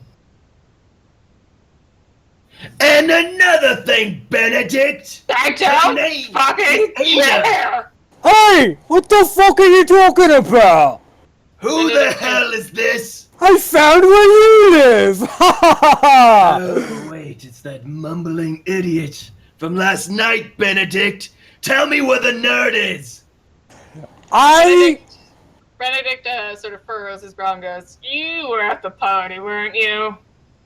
That I was. You were at the party pouring drinks. But that's not what I'm here about. I'm here about my things that you have taken. And yes, that one over there, I pointed Deckard. He stole my mouth. Your mouth? What? Benedict looks over at Deckard. "What the fuck have you been doing with people?" This guy is higher than I am. I don't know. No, he's the one who comes to the house and wants to steal the things. He went to Avery's house and you said you wanted to find the artifacts. I even gave artifacts out so everybody could have artifacts. And you took the one that was mine. One of those people at the houses last night, huh? It was a right party again. Too bad you weren't there serving drinks, my friend. Meh. If there was enough people, it would have been fun. Can I kill this man, Benedict? Deckard, no. I didn't. You might be the one who gets killed tonight. Speaking of killing people, don't you know they want to kill the Avery? I don't care about that twat. So what's that about? I bet you Tori are behind that, and I bet you're behind stealing my shit. Benedict shakes his head and laughs and sort of like walks a little bit away, like he just doesn't want to be bothered. Anyways, Benedict, what's on the agenda today? Why were you a girl again? I don't remember. To steal the girl from the methadone clinic. I'm sure you did more than that. That's what I thought? You're a bunch of thieves! First you steal my shit, then you steal Avery's shit, now you're stealing women? What the fuck? Deckard, get your mind out of the gutter, the rest of you's already there. Listen, you imbecile! I didn't steal whatever you had. I stole what was ever in the vault. I left way before I even saw your stupid face. But I called you up and I tried to get you to have some of the things from the safe, but you were too busy. Go to the safe. What do you want from me? I left through the door after that bald idiot wouldn't move. I want Avery's amulet, damn it! That's why I'm fucking here! You think I want to come down to the shores and hang out with you? Wait. Amulet? Yeah, it's a magical amulet! That's what you said you wanted to steal the fucking magic shit, and now I stole my magic shit! Tell me more about this magic amulet that I stole. Why do I need to tell you about it? You should be the one giving it to me! It looks like a mouth! Listen, I'll give it to you if you tell me what it is. It's a mouth, it's wrapped in silk, white silk, and and what does it look like? Benedict's a leaning fucking mouth! Pieces of furniture down in the antechamber and with his arms crossed, just sort of looks over with a cocked eyebrow and says, Deckard, you have a coin, not a mouth. What the fuck are you talking about? Benedict, I haven't shown you the amulet yet. Oh, he's a kid of that one. You have to watch out for him. Anyways... I watch out for all of you fucking thieving bastards! Is it inlaid with gold, silver? Does it have gems in it? No, it's got none of that. I believe it's made of something semi-precious as far as metal goes, but I don't know, do I look like a fucking metallurgist? Maybe, I don't know. Well, look here. I mean, look, I just want to save Avery. Look, they all want to kill him. I don't want him to die. It's fucking stupid. You know what I mean? And fuck the Tory and, I just want my shit. Okay, just give me my shit and we can get the fuck out of here. Right. And, I'll, dig through some piles of junk to see if I can find an amulet that may or may not look like the one he's describing. As you scurry around like a little rat, you don't really discover anything other than the already rotted, piled pieces of wood, old furniture, a couple bits of books, nothing special. Okay, Where's the girl? The one you was with last night? No, girls, they're never home when you need them. Oh, anyways, friend, who else did you talk to? Who might have, made you have misplaced this amulet? Because you see, friend, I wasn't anywhere near you when you found the damn thing. I was just busting your balls, so to say. But, I would love to learn more about this. There's not much to say, it's not even mine. I was just tasked to get it. It's Avery's, and it was given to him by someone. Now, I don't know why I'd be giving you any more information, though. There's no reason for me to help you if you're not gonna help me. Oh, I'll help you find Avery. I don't need your help finding Avery. I don't care about the twat. I don't care if he lives or dies, but if you may have something I want, I will help with whatever you need. I already told you I'd be happy to give you all the fucking amulets. I told you can have the whole house. Anything you wanted except for my one fucking amulet. That's all I wanted. No, that won't do it all. Maybe I can dissect his brain for more. What do you think, Benedict? I don't know. A Malkavian brain's no good unless it's connected to that stupid network they have going on. All right, friend. You need help protecting Avery, is that right? Aye. Then I ripped down a vault door. I don't know if you know this. I'm pretty goddamn strong. A vault door? Holy fuck, man! What did the door do to you? Well, I mean, I had the coin I wanted. So, I mean, I'll help you if you let me talk to Avery. At that moment, Conor feels a similar sensation he felt before. Fuck! Receiving a message from Conor This time what he sees reminds him of the park he went to before. However, there's a large group of people, lots of teenagers, all really disheveled clothing, hair, some of it spiked up and crazy. There's loud pounding music, and it blasts into his ears from inside his mind. It's painful, nearly knocking him over, and all he hears over and over is the word mouth whispered. One more time, repeat that.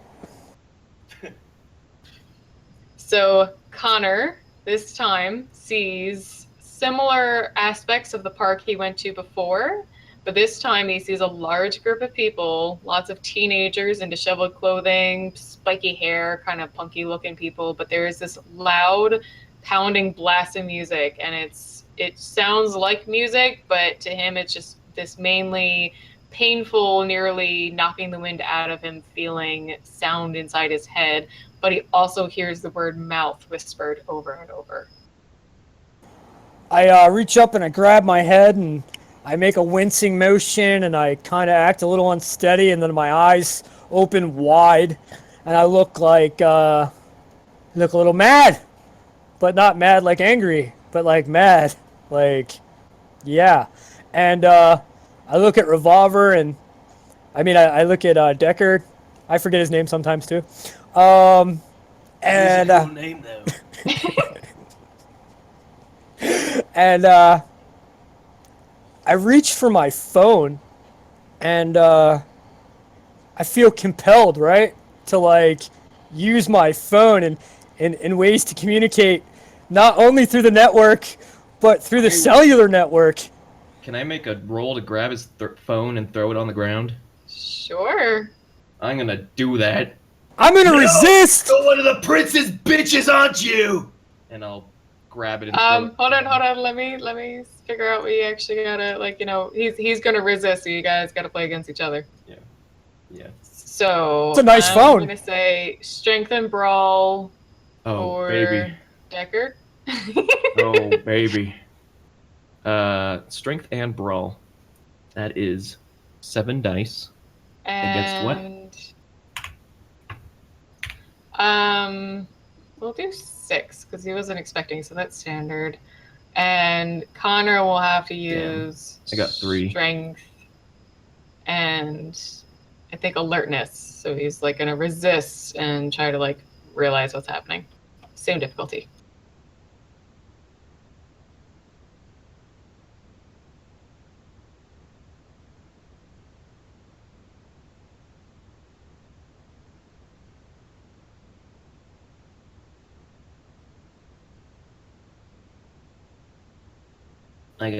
Did you roll, Conor? I have not rolled yet. We're not using exploding dice. We're gonna roll them separately. Yeah. He's waiting for charmed existence to happen. So I think he won because I only got 3. Yeah. Oh, I think you get to roll another one, Deckard. You get to roll again, Deckard. But it cancels out because I got a 1. Oh, that's right. Oh yeah, it does cancel at the top.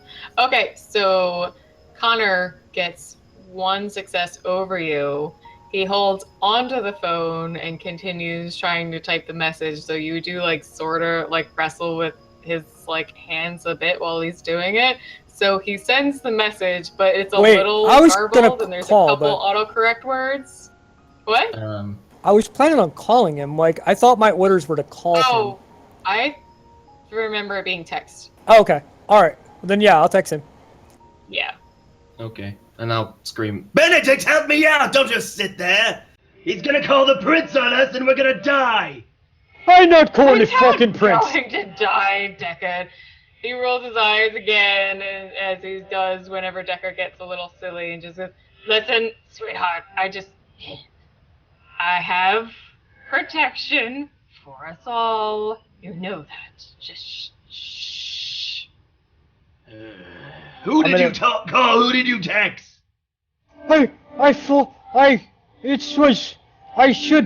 It's important that I talk to him. I have to tell him I saw the thing. And it's the blue blood. But not the prince. It's my Uncle Giddy. Who? Uncle Gideon! Benedict, do you know Gideon? Uncle Gideon? Uncle Giddy? Not that I've ever heard of. Been here a while, too. I don't... Why are you texting him? I don't understand. At this point, real quick, we're going to switch back over to Anthony. Of course we are!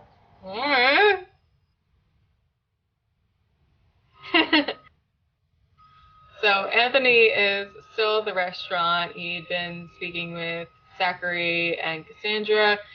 She drags him off and suggests that they go and see May directly to deal with the whole money Giovanni situation. So they get in a cab and they head over to her penthouse apartment, a little over to West Philly, and they show up there.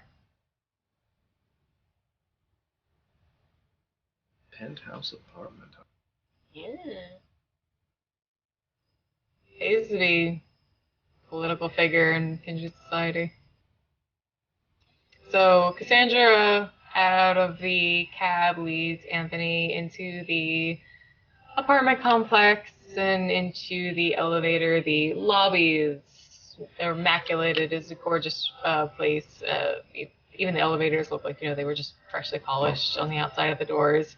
And they head up to a very higher floor, come out, and she knocks on May's door. After a moment, May lets them into the room and welcomes them. Anthony, Cassandra, of course, come in. I'll let Cassandra go through before me. Ladies first. Oh, you're such a dear. So Cassandra heads in and leaves you in with her. May sits down rather almost irreverently on the bed that's in the room. And what can I do for you, dears? Well, see, there seems to be a bit of an issue with the Giovanni. What would that be? Those disgusting little things. Well, see, as you may or may not remember, I am a chef, and I am getting my roots settled, so to speak, in yes, a restaurant. told me, Yes. Zachary's restaurant, right? Yes, well, it seems Zachary has gotten himself involved with a couple of Giovanni brothers. Ugh, disgusting. The two from that fish market. Exactly. Yeah. Cassandra, what the hell is going on? Cassandra sighs and sort of pats Anthony on the shoulder. Oh, my dear Anthony here has been looking into it. I have no idea. I've been trying to talk to Zachary. He's skirting everything. All he tells me is that he needed protection money. I don't know if it's from them or from somebody else. He just says that Giovanni showed up and started making threats, and he promised them money, but apparently he didn't have enough. Ugh. Well, if the Giovanni are threatening us, would this be perhaps a move against the Toreador as a whole, do you think? Or perhaps they have something specifically out for Cassandra? I'm sure it's no secret that Zachary is her ghoul. May whips her hair back and sort of ponders for a moment, looks up at the ceiling. No, I don't think it's anything against the Toreador. I doubt it's anything against the Camarilla of any of us personally. They're disgusting little maggots that crawl into every little hole they can get themselves into. Just anything to make a quick buck as far as I've ever been concerned. Their necromancy is just as disgusting as well. As far as I can figure, they've just set themselves up into the city well enough to start begging money, making threats. They're worthless. Well, it seems like a very large coincidence that this comes right at the time of the incident of the gala, and they also happened to ask me when I went to go confront them. They asked me to deliver those tapes. So at this point, I think we can reasonably say that that was likely their intention from the start, was getting a hand on those tapes. Yes, if they are interested in the tapes of the gala, that doesn't bode well. All I can figure is that perhaps they want to get some blackmail on the rest of us.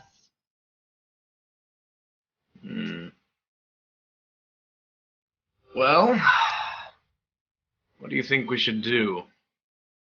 Cassandra looks at May and says, listen, I was thinking that perhaps if we just got the money, gave it to them, and then told them not to bother Zachary anymore, it would... May shuts her off real quick and says, no, we're not giving them a single cent. It doesn't matter how much we have. It is a matter of principle. We're not giving those filthy, disgusting necromaniacs a single cent.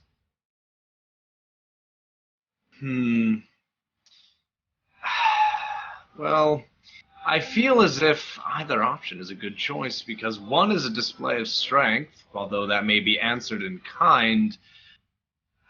That said, I feel as if they probably won't miss that extra 1,000 that much, considering they seem to be doing quite well, and I'm sure their true objective was the tapes. Well, why don't we just have the prince and the sheriff after them? That's his job, is to keep control of these things when words don't work. No offense to the sheriff, but after what I saw at the court and what I saw when I met the brothers, there seems to be quite a large mismatch in power. The two women actually giggle at what you say and sort of nod. Yes, actually, unfortunately, our current sheriff isn't as prominent, powerful, strong as you might expect a sheriff to be. I don't know why Declan picked him in the first place.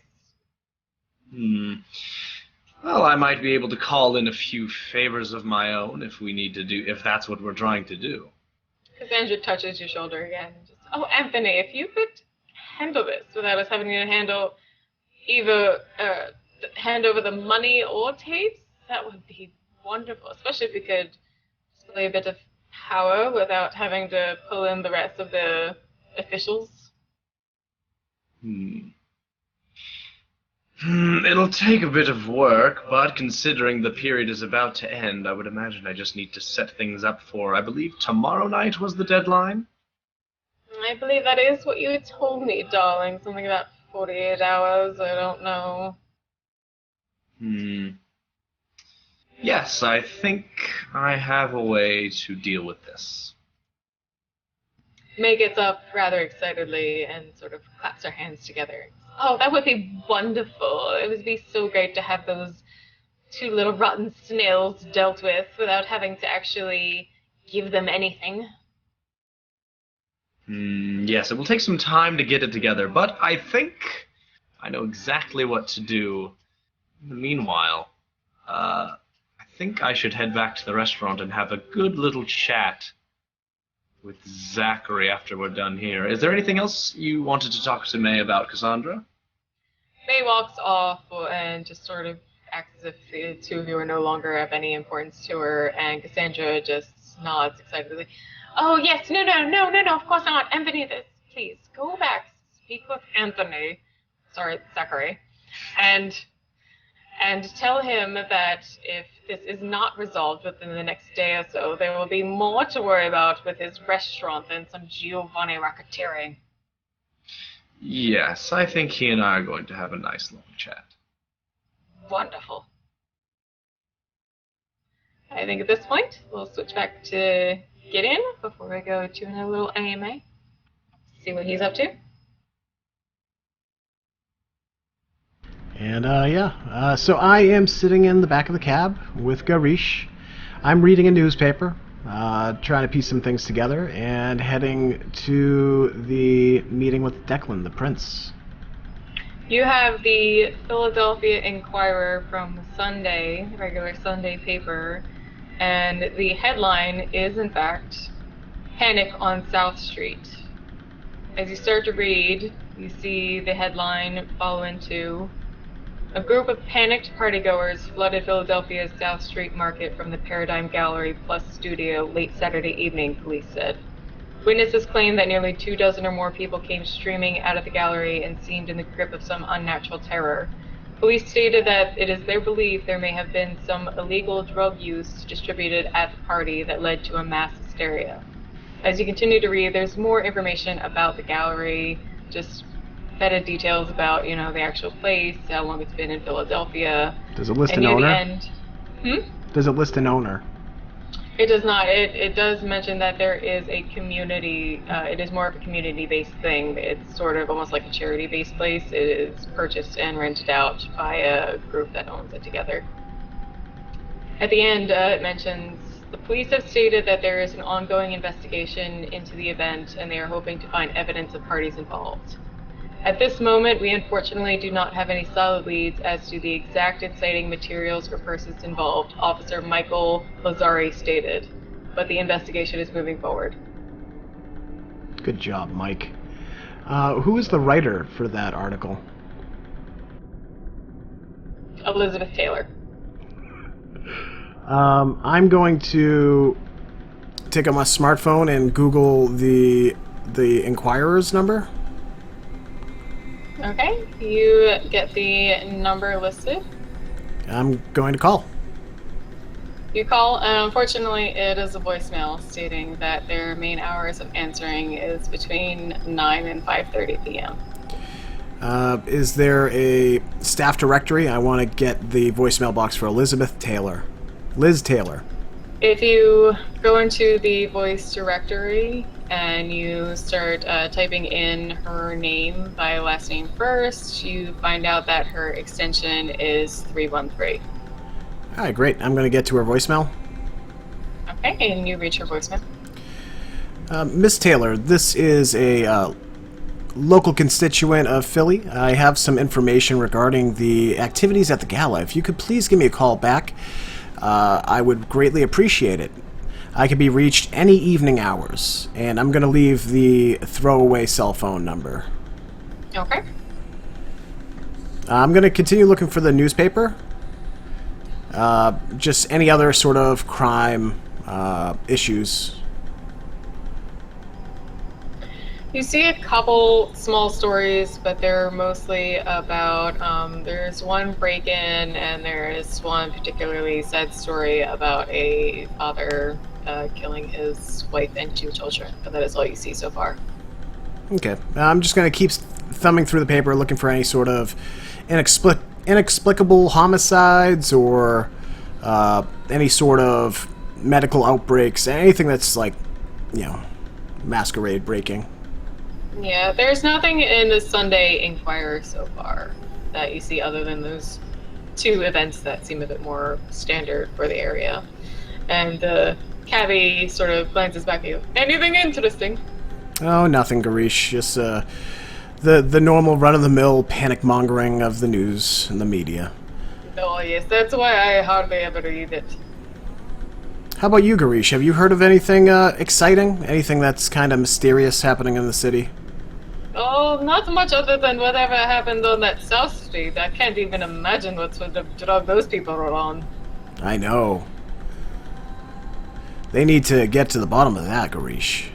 They definitely do. I don't want my kids finding out about that. Alright, so, as we're talking with Garish, kind of not giving him too much attention, I'm going to thumb through the email that Mike Lazaro has sent me. Just looking over the addresses and what sort of information was given to me regarding the license plate from the court. So yes, the beginning of the email sort of rehashed a little bit about that Avery Hardin. He mentioned that the whole, that they only found that old name, and then I'll have his friend email you soon with the actual article information regarding the old Avery Hardin, name yep. that was found. Yes. The plates, he says that there is one plate for a bike owned by a Conor McDevitt. Looked into the plates of residence, but it doesn't look like anyone's lived there in a while. No other beat on the guy. One of the other plates belongs to an Anton Damiani. Nothing special in the books about him. Last one, as I said. Did it have an address on file for Anton Damiani? Yes, he has the address for both Conor and Anton. Great. And then, as he said, last one's the kicker, though, as I mentioned, belongs to the Sharon Hemphill, who was reported just missing the other day. You know this chick? If you have anything, let us know. And then it's just a random address? Yeah. Okay. I didn't see anyone get into the stolen car, and I was not there when they got out of the stolen car. So it might just be a random stolen car. Yep. But I have an address. Okay. And I think that is it for phone calls and emails and newspaper stuff. Yep. So as you are we take care of close all to of the... that, Yep, go for it. yeah, you reach the Etruscan Suites, and as you go in, if you mention your name to the concierge, he will give you the information for the suite number and what level it's on. Okay. Great, so I'm going to head in. And I head to the doorman, get the suite information, and start heading up. Okay. As you reach the door, you knock. Eventually, it is opened by Marie, who looks a little flustered, but also happy to see you there. Gideon, yes, please come in. Good evening, Marie. Where is our honored prince? As she leads you inside, you see that the prince is standing. He looks far more flustered than Marie, even. And there is also another woman you've not met yet. Her attractiveness is actually stunning. It actually throws you off for a moment. It makes you feel a little uncomfortable even like looking at her. Going to assume this is the right picture. Yeah. Good evening. Yes, get in. Of course, you know Declan, and this is Lucille. She's another venture of the city. Lucille walks up and grabs your hand and shakes it lightly. Hello, I've heard a lot about you from both Gideon and Marie. Sorry. So great Declan, so great to meet you, Lucille. Thank you so much, everyone, for welcoming me to your fair city. Declan nods and sort of wringing his hands a little bit and pacing around the room. Yes, I'm glad you were able to come, Gideon. You received the message, of course. I'm assuming. Declan, I was actually quite surprised. For a moment, I thought that maybe somebody had sent it unknowingly to you. It didn't seem to be the same situation that we were in the other night. What has happened? You seem very worried. He nods, tries to stand still, steadies his shoulders, and breathes in a little bit and out, trying to not look panicked, but he knows that he's failing a little bit. Yes, no, there was some new information that came to light. Lucille gave it to us. In fact, that's why the situation's changed, of course. And Lucille nods slightly in your direction. I'd be glad to hear. Lucille, what has happened? Well, it's a pleasure to meet you, Gideon, first, of course. The pleasure's all mine, Lucille. Told me a lot about you. You see, I moved here from New York. Once all of the trouble with the Sabbat was settled some years ago, I began feeling a little crowded with all the new Camarilla filling in.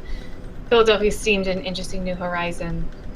I am the one that convinced Declan to officially call the Bloodhunt. You see, I know of Avery from New York. He's been a bit back and forth between the cities, and he's caused more trouble there than you could possibly even imagine. Oh? How so? It'd be a long list to give you, trust me.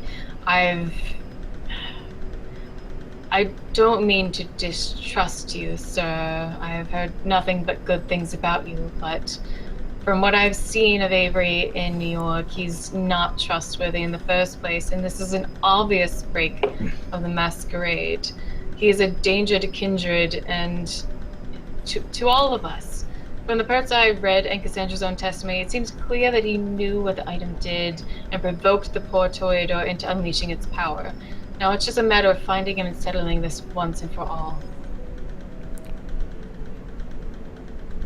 Far be it from me to speak against anyone as great as yourself, Prince, but you've already determined that you were bringing him in to stand a formal trial.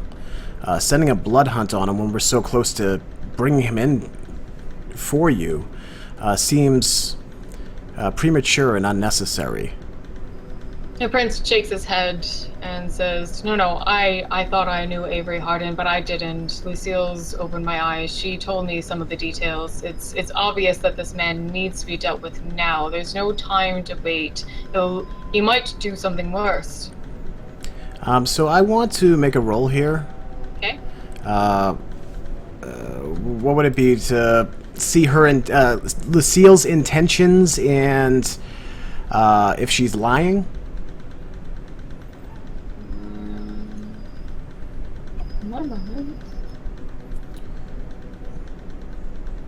So awareness would be like more metaphysical stuff. Yeah, awareness is more occult. If you're trying to see if she's like using any powers, you could use that. If you're just trying to tell if she's trying to be like maybe a little conniving, like that would be like trying to tell if someone's lying by looking at their eyes and their facial expressions and stuff like that. And I would say that would have to be probably perception and alertness. Okay. And let me double check her resistance. It's usually a contested roll, I would think. She would try to manipulate and subterfuge if she's trying to lie. Yep. And so we'll do an average at 6. Okay. Let me go do my roll.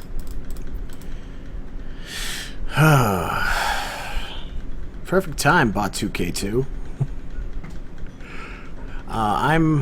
Yeah.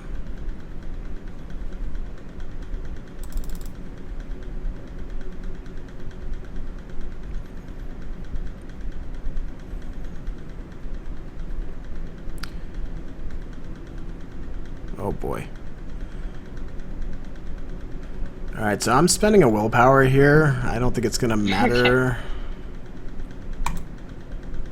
Nope. One success. Actually, that would be a fail because you got a 1. No, I spent a willpower. Oh, you... I spent a willpower, yep. I said that twice. Okay, but yeah, she's still... It's just an automatic success, not without roll. It's without rolling. No, it gives you No, one it just gives success. you one success. Oh, okay. That'd be really good. I'd be... Well, actually, I wouldn't have had to. So you have 1 success against her 4. So she resists and actually continues to project that almost unnatural sort of attraction, charisma. Just she seems otherworldly. That throws you off like a tiny bit, but it doesn't give you anything. Well, that would be awareness, right? She's obviously using presence. Nope. Otherworldly attraction. Okay. She just hot. Just to clarify, so I don't sound like one of those GMs is just like I said so. She has 5 appearance. She just hot. Okay, so heading back into the story, we just left Gideon. So round the clock, let's see what Deckard is up to. Okay. And Connor's still there, right? Yeah. He is. Listen, you! Give me the phone! What? If you're not going to tell me, I'm not going to help. Here! Give me the phone!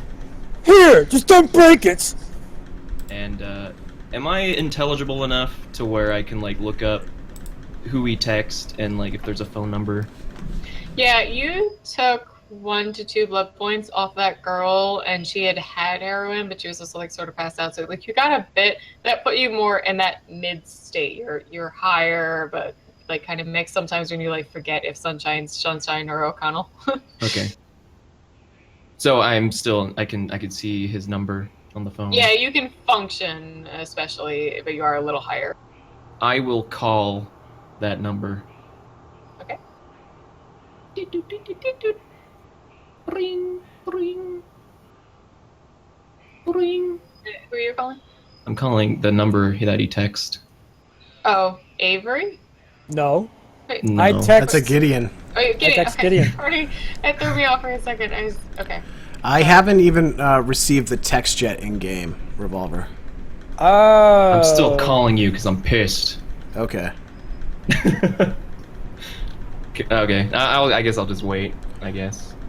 So I guess we rewind. So you call it and you get, no answer. Voicemail? Well, Well, no, I'm good. I want to answer the call. I just haven't got the original text yet. No, this is like an hour into the night. You've been up. I didn't get the text from Conor saying the address. I just got to the prince's place. I got up before most people. Someone called Doctor Who. Timey-wimey stuff is all out of order. Yeah, we got timeline issues. Sorry, guys. 6 characters is really hard to play sometimes. It's okay. I'll just read the text. What does the text say? What does the text message say? To Gideon? Yeah, the one he just sent out. Okay. It says Park, Punks, Music, Owl, Avery. With some jumbled letters in between.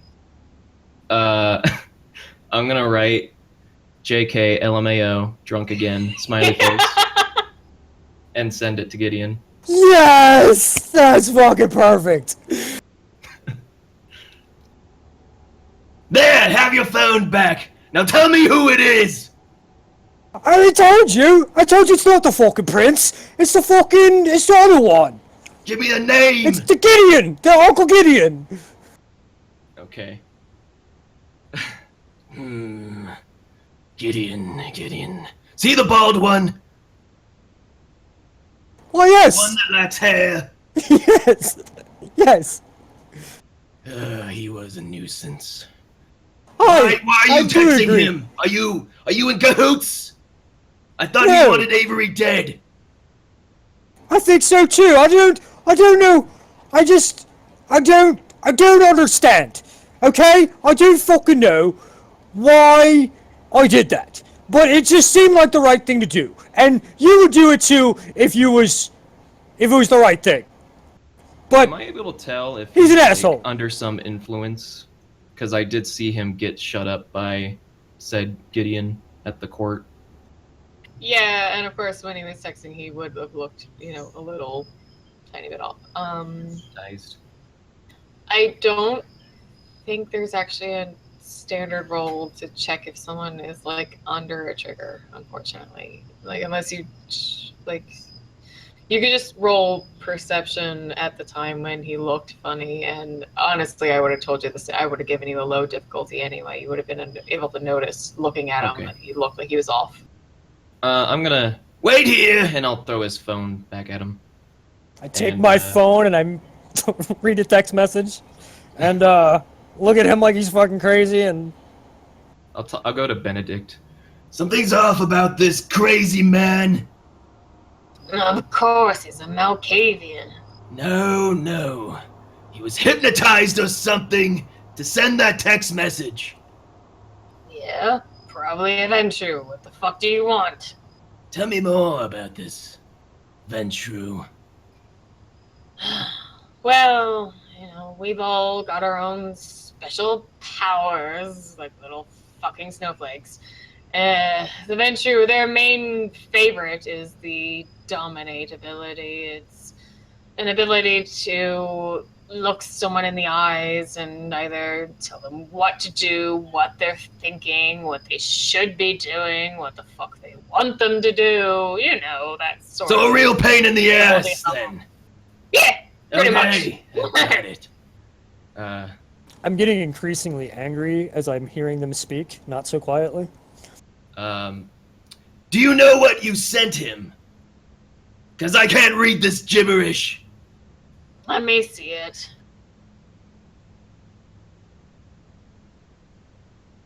Does Conor give? Yeah.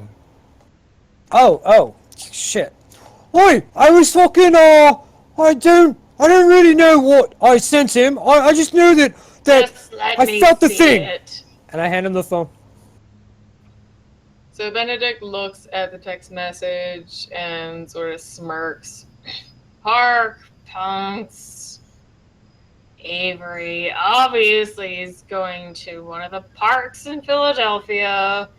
One of the ones that all the bums and fucking crust punks hang out at. Those waste of lives. Avery's at one of them. Do either of you have any idea what park he could be at? I might know that. Yeah, okay, and? And I don't know. I mean, you're gonna help me save Avery? Benedict looks at you in that sort of measuring way, trying to decide, why? I mean, do you want Avery dead? You met him. You met him at the party. Don't really care. He's not an Nosferatu, is he? No, he's a Malkavian. Yeah. You know this. Yeah, and? And are you the prince's puppet? No, exactly why all I really care about is me and mine. Well, don't you think it would serve your best interest to keep him alive? Why? He can bring you things.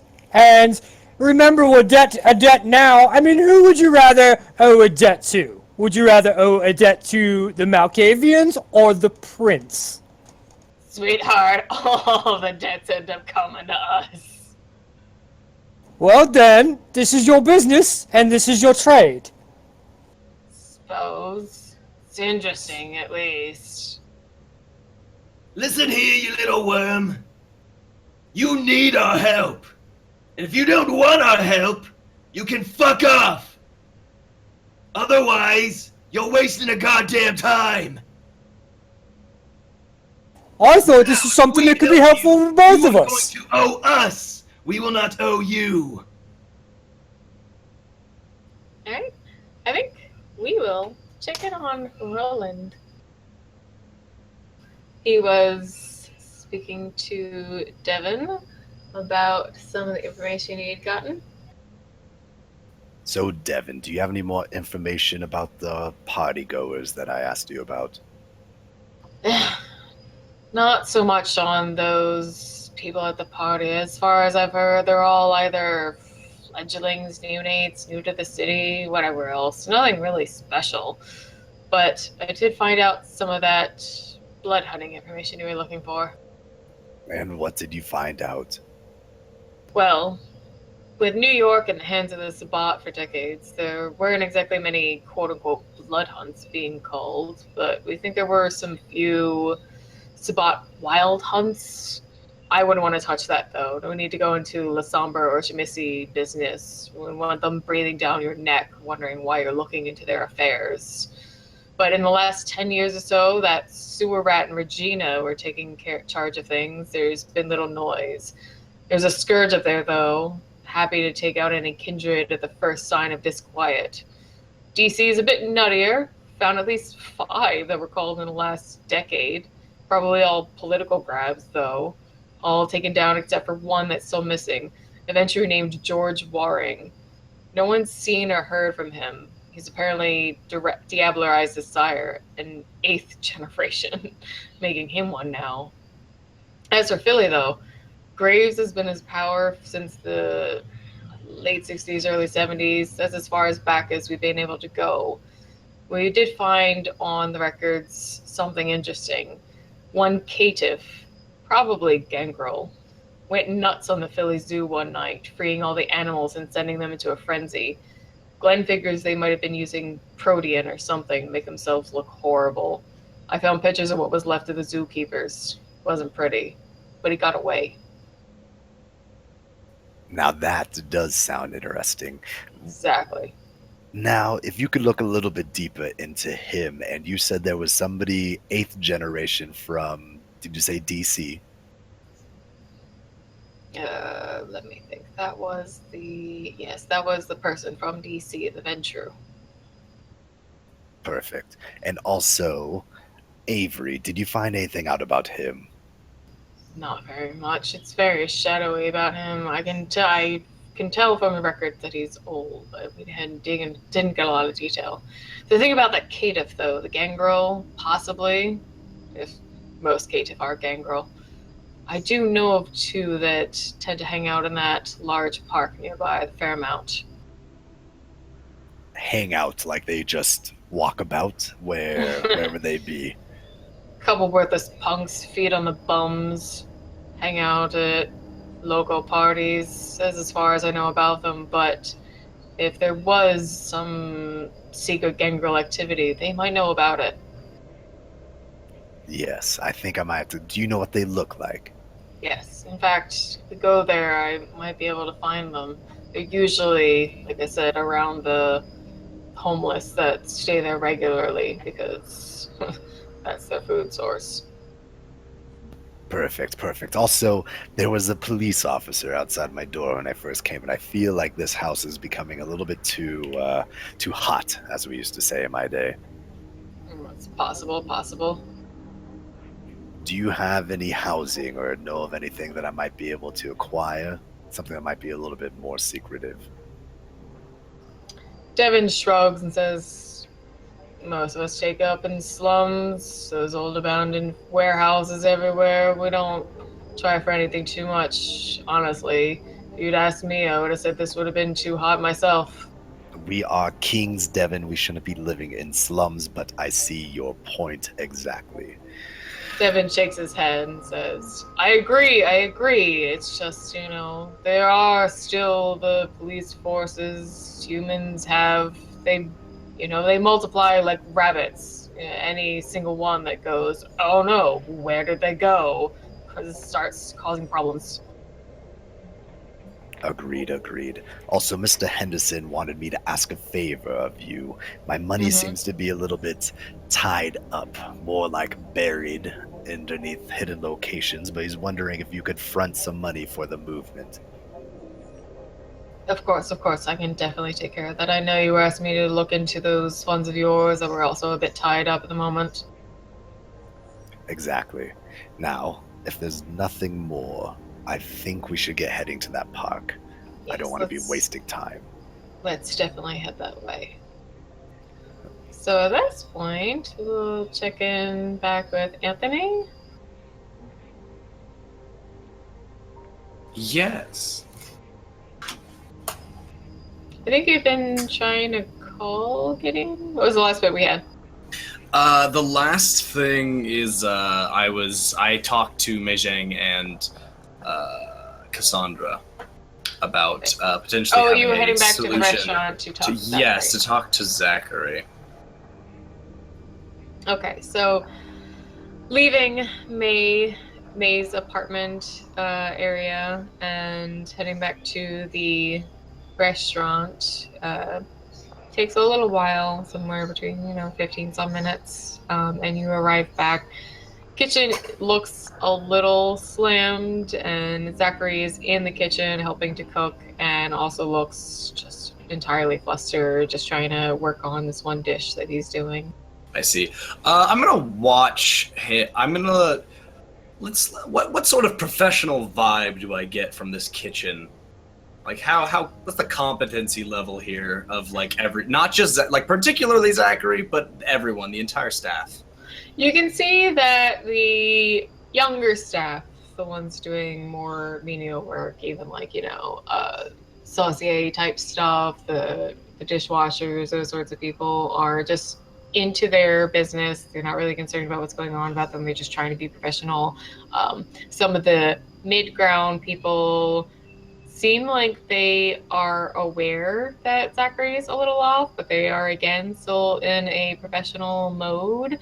However, Zachary is the one that does seem the most off. He's sort of like going at the one dish he's working at like a little too aggressively, like he's probably gonna mess it up. I'll wait for him to finish his dish before calling to him. So Zachary continues trying to cook this dish, but after a moment or so, you hear him like cursing, and he just sort of throws the pan against the side of the island area, and just throws his hands up and starts like wiping his hands off on one of the towels near him. I'll go up and I'll put my arm around him and say, "Hey, listen. Come with me, bro, real quick, just for a little bit." He looks really surprised. He was very surprised when he actually did that. But he does start walking with you. He seems just in a strange state. He just follows you eagerly. All right, I'll take him into the it's the freezer, right, that we usually meet in. There's a walk-in freezer nearby. It's a very large one, easily fits several people, but it tends to be the last couple places you have talked to him privately. All right.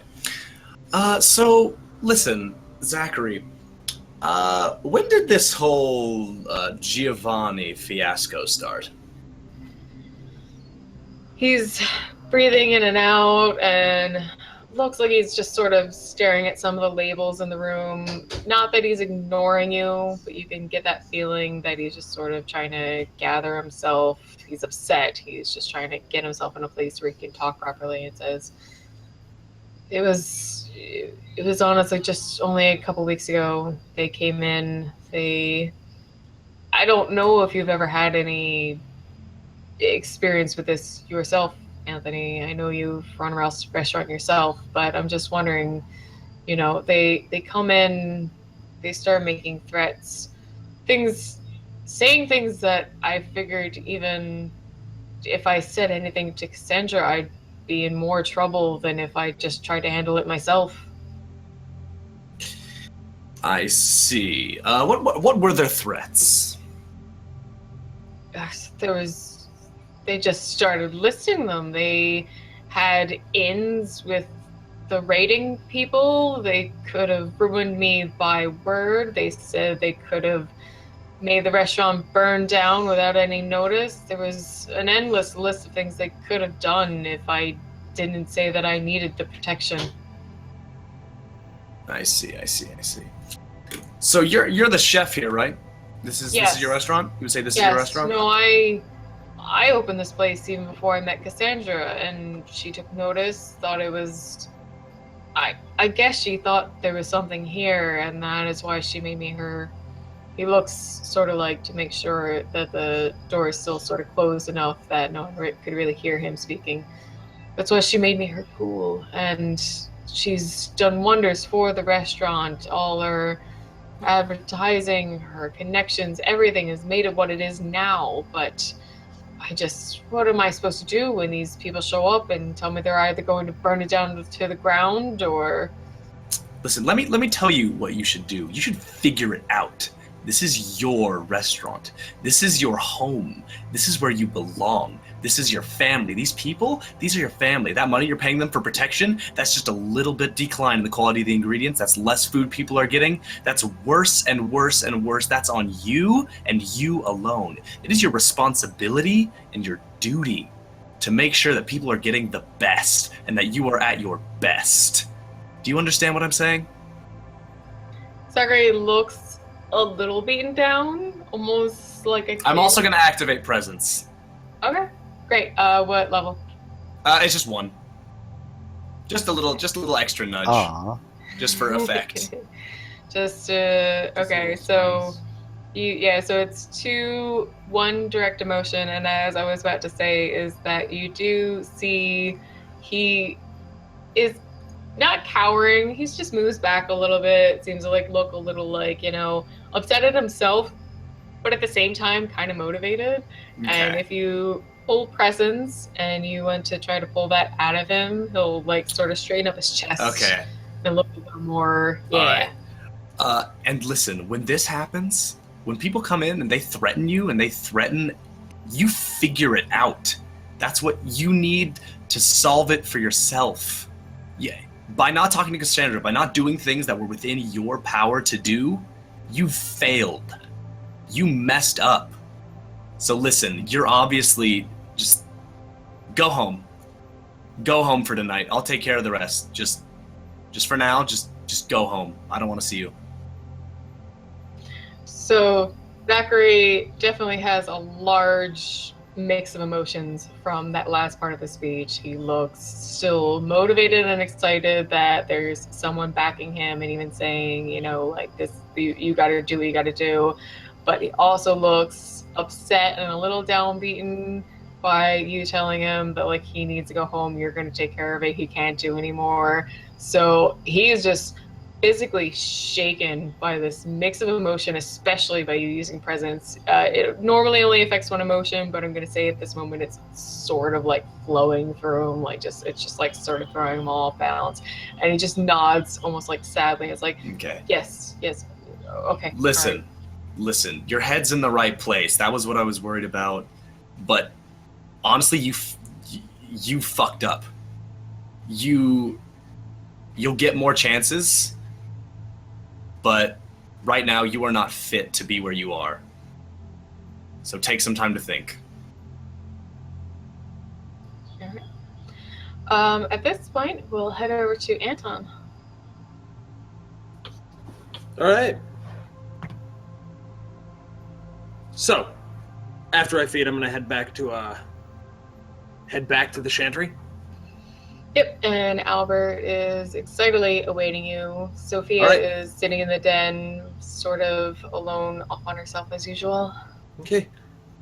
Are you ready to get this started, Albert? Yes, of course. You said you'd heard something about Avery's whereabouts. Do you have an idea where would be best to perform the ritual to find his tracks fastest? I know he was at a park last night, but there are so many parks in this city, it's hard to tell which one. Of course. Well, I mean, his home was on the outskirts of Fairmount Park. Do you think I wouldn't imagine he would stay so close to home, but do you think he might be there? I suppose it wouldn't hurt. I suppose, worst come to worst, he went home, picked something up, went through the park. That would be nice. So Albert advises the idea of heading to the park. Yeah, sounds like a plan.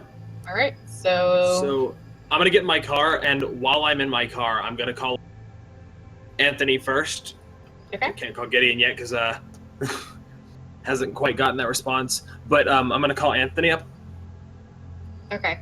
And this is earlier in the night. Okay. Actually, no, it did take you a little while because you had to go to campus and actually speak to the students about the blood draw. So actually, I'd say about this point would make sense for when Anthony was done speaking with Zachary. Cool.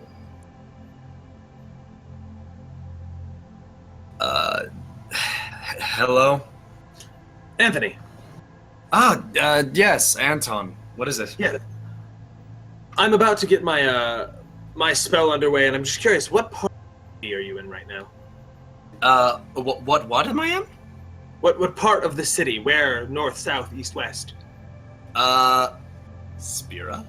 That is a great question. Little more, so you're both, Anthony is a little more central Philly. I would say that Anton is a little to west, but not far. It's like, Philly isn't super big. It's all about 15 minutes anywhere. Oh, okay. All right. I'm about in the center. I'm at my restaurant right now. Okay. When I cast my spell, I'm going to do some calculations, and I might call you if I think that Avery is near you. Do you think you could handle him until I and possibly even Gideon get close to you to take him down? I believe I could. I don't know what he has up his sleeve, but I think I might be able to at least physically stall him for a while. Postpone him for a while. Okay. Yes, if that is all, there is some important matters I need to tend to. Then absolutely. Do I guess go do your things. Ba-doop. Yeah. And I'm going to call Gideon and ask him the same question. Okay. I think at this point, this would probably be when Gideon's in the cab, so he's got time to answer questions. All right. So we're saying that I was aware of the location of, well, Connor's gibberish? Yeah, or this is before heading... Conor and Deckard? No, this is heading to see Marie at the hotel, so that's everything right up until before you spoke with Lucille. I understand, like, where you're putting me in the timeline. I'm trying to figure out where in relation to the other scenes. Because, like, Conor... I haven't got a text from Conor yet. That's going to happen when I'm with the prince. Yeah. Okay. Hello. Gideon. Good evening, Mr. Damiani. Yes. So I'm headed to Avery's house. Wait, out of character. Did we talk yet this morning? Or this evening? Me and you? Yes. No. We haven't, okay. I imagine you got the same text that I got about Avery? Yes, I'm going to find out about that right now. Alright. Well, I just wanted to call and let you know that I'm headed to Avery's house right now to cast my spell to find him. Whereabout in the city are you? Spira? You are heading a little north of Center City, but cool. not too far. That's a good spread. Yeah. All right. I'm going to cast my spell and do a little bit of calculations and see about where in the city he is, and I'll call you and let you know. So we can take care of him together, because I've called Anthony as well, and 3 against 1 is much better odds than 1-on-1. Well, I appreciate the update, Anton. I'm very grateful to you. I'll let you know. Well, you let me know what is going on with your ritual, and I'll let you know what was going on with the text. It just seems strange to me that they would go so quickly against what the court's decision was the other night. I thought that odd as well. So I'll let you know as soon as I know anything. Much appreciated. All right. Hang up. And then head to Avery's house. Okay. And so you head to Avery's house, and there you arrive with Albert, who quickly gets out of the car and almost runs to the steps, even though it doesn't seem like there's a specific reason to go that far. He's just all in a tizzy. Okay, I'm gonna hobble over to him. So he takes out of the small bag he brought with him the iron bowl, the small sack that he brought with him, as well as the Zippo. You have the ribbon, right? Yes, it's right here. Perfect. He also takes out a small page from the inside of his jacket. This was a page from the book, but it was one from the back. It was, just a small blank page with no content. Small scribblings. Good. Yes, nothing important, but it is part of his possessions. Okay. So Albert starts putting the pieces together. He empties the bag into the iron bowl. It is a bunch of small cedar chips to work as kindling. He asks you to put the ribbon inside. I'm gonna untie it, put it in, reach into my little ritual briefcase, and tie another one around my wrist. And he sort of rips the page he brought into small pieces into the bowl. As he's kneeling on the ground, he opens the Zippo and lights the bowl and tells you to look at the flames, focus on both the name and the image you have as clear as possible on Avery Hardin. And I will do just that.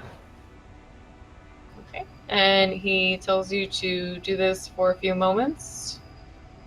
And after a little while, he tells you to open your eyes and look around to see if you see any footprints that look like lights almost coming out of the ground. Okay. I'm gonna look around. Make a roll for that. You got the ritual, so actually, no, you just look around. You do see some on the floor or on the ground, and they're very light, but it's because it's so dark out already by 8 o'clock-ish, 8 or 9. You can see what look like very light, sort of just footprints almost in the ground. Okay, I'm going to real quick. I'm gonna walk across the street, just away from. I don't suppose there are still footprints in front of me from wherever I am. It's just where he was standing, presumably. It's his own path, not where that's you. That's unfortunate. Well, I guess I'll just follow it. Obviously, getting in my car, I'm not about to hobble around the city. Of course.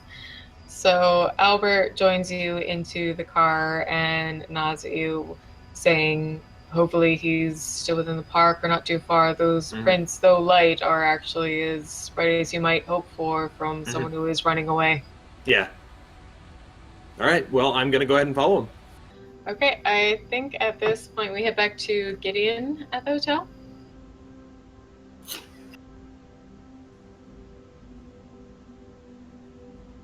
Yay, that's me. Alright, so you gotta kickstart me here. Where did we leave off with Declan? We left off with, so you'd had that one call in the car with, I believe, Anton? But then we fast forward and I have met the prince and Lucille. You meet Marie, she brings you into the room, and you meet Lucille and Declan there. You meet Lucille for the first time.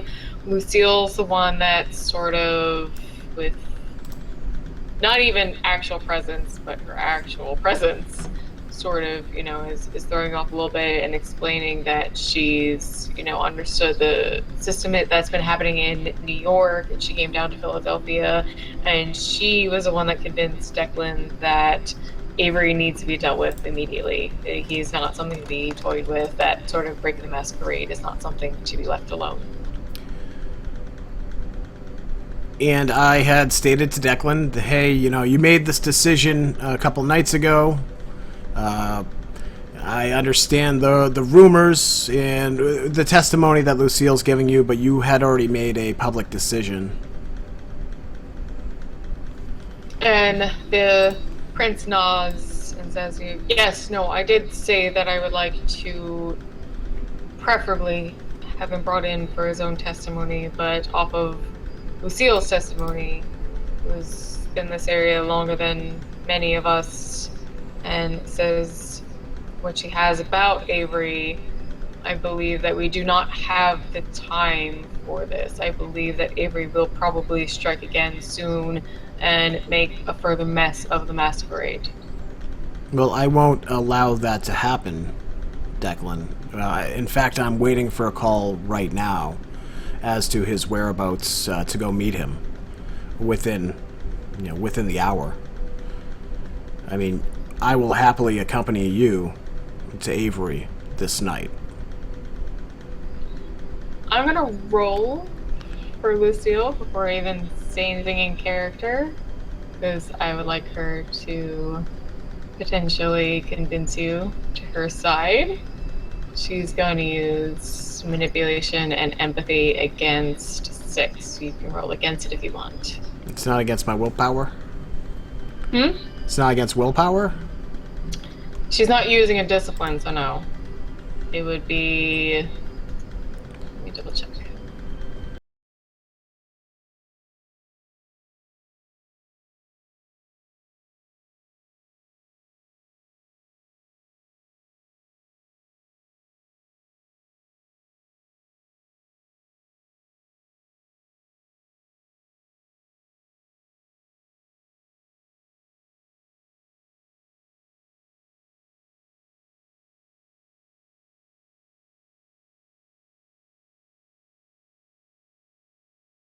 She trying to do? Before I even said anything in character, I just wanted to roll this because it would be a sort of use of her abilities and talents before she said any words to convince you that the Bloodhunt was the right thing to do. So she got 7 successes. I mean, I don't want to be the rules lore guy, but I think it's against willpower. Like, perception and awareness makes no sense to me. It's What did you want to roll? I didn't want to roll. Usually it sets the difficulty at willpower. That's for disciplines. That's for presence or dominate or something like that. I mean, I'll do whatever you'd like, but I'm pretty sure that there's not like a roll. Roll willpower. I got 7 successes, so go ahead.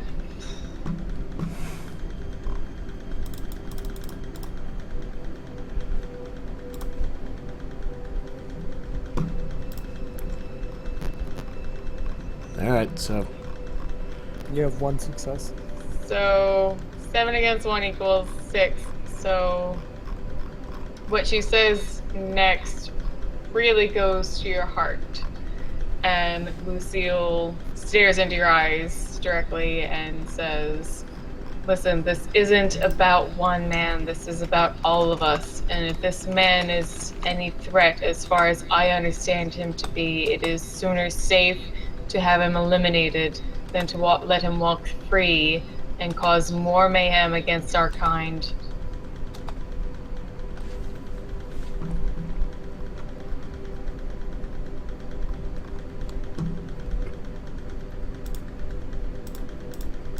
Alright,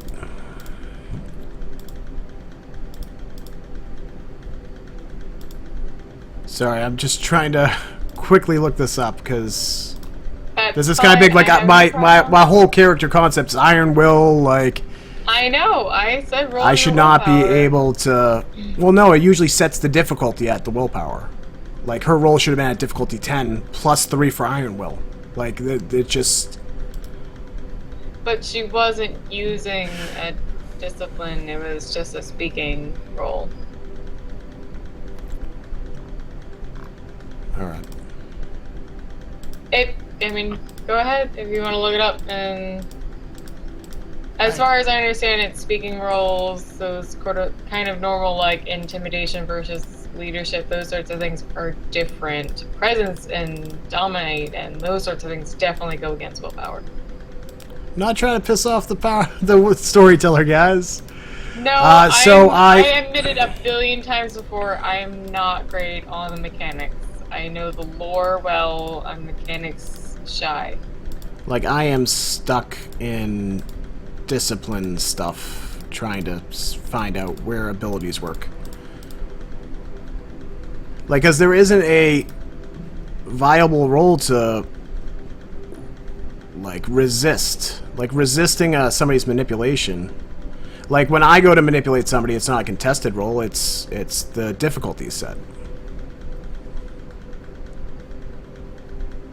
Well, whatever it is. Okay, she has turned me to her side. Now I want to kill Declan. You at least definitely agree that what he did before is a very big problem for the Masquerade, and that the Bloodhunt is a acceptable idea. Well, now if I have more evidence on the contrary, I cannot share that. I'm just trying to determine... She's convinced you at the moment in the conversation. This isn't dominate, so it's not like Gideon, go out and kill Avery. It is just that she swayed you in the moment. It's like meeting someone that's very charismatic, and you can even walk away and a moment later go, actually, that's the point of these kind of roles. So in the moment, she's totally, like, kind of willed you to her side of the argument, but you could walk away, think about it yourself some more. You're not dominated. This isn't presence, nothing special. She just kind of was... She is very convincing. Yes. That this is convincing in the moment, but nothing for more than that scene. Okay. So you do actually go kind of like, yeah, you know what? It is fucking horrible for the Masquerade. Well, we never want a danger to the Masquerade, Lucille. Of course. You are correct.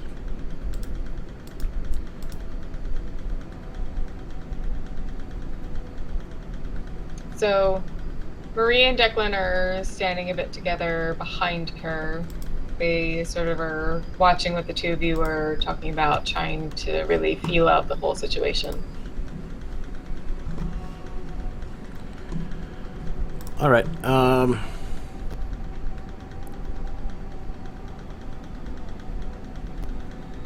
yeah, I think this is a great time to get a text message. Can I get a text message? Yeah, no, actually that makes sense. That's about the right time that you got a certain text message that says, Park Punks, and the other things I said that sort of clarify for you. And Avery. Something. Yes. The word owl. Parks, Punks, Ow, Avery. I'll just say that aloud. Yes.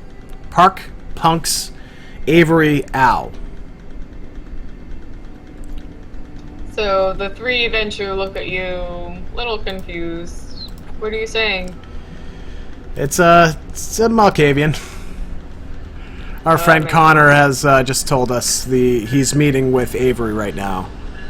He's meeting with Avery now. So, yes, we may have to head that way. Marie looks surprised. Which part, do you know? Out of character, Conor had said the park's name for his first meeting, right? I would say your character is intelligent enough to infer probably the one you were already at. And yeah, he did say that he met Avery in Fairmount Park before. Fairmount Park would be the easiest guess.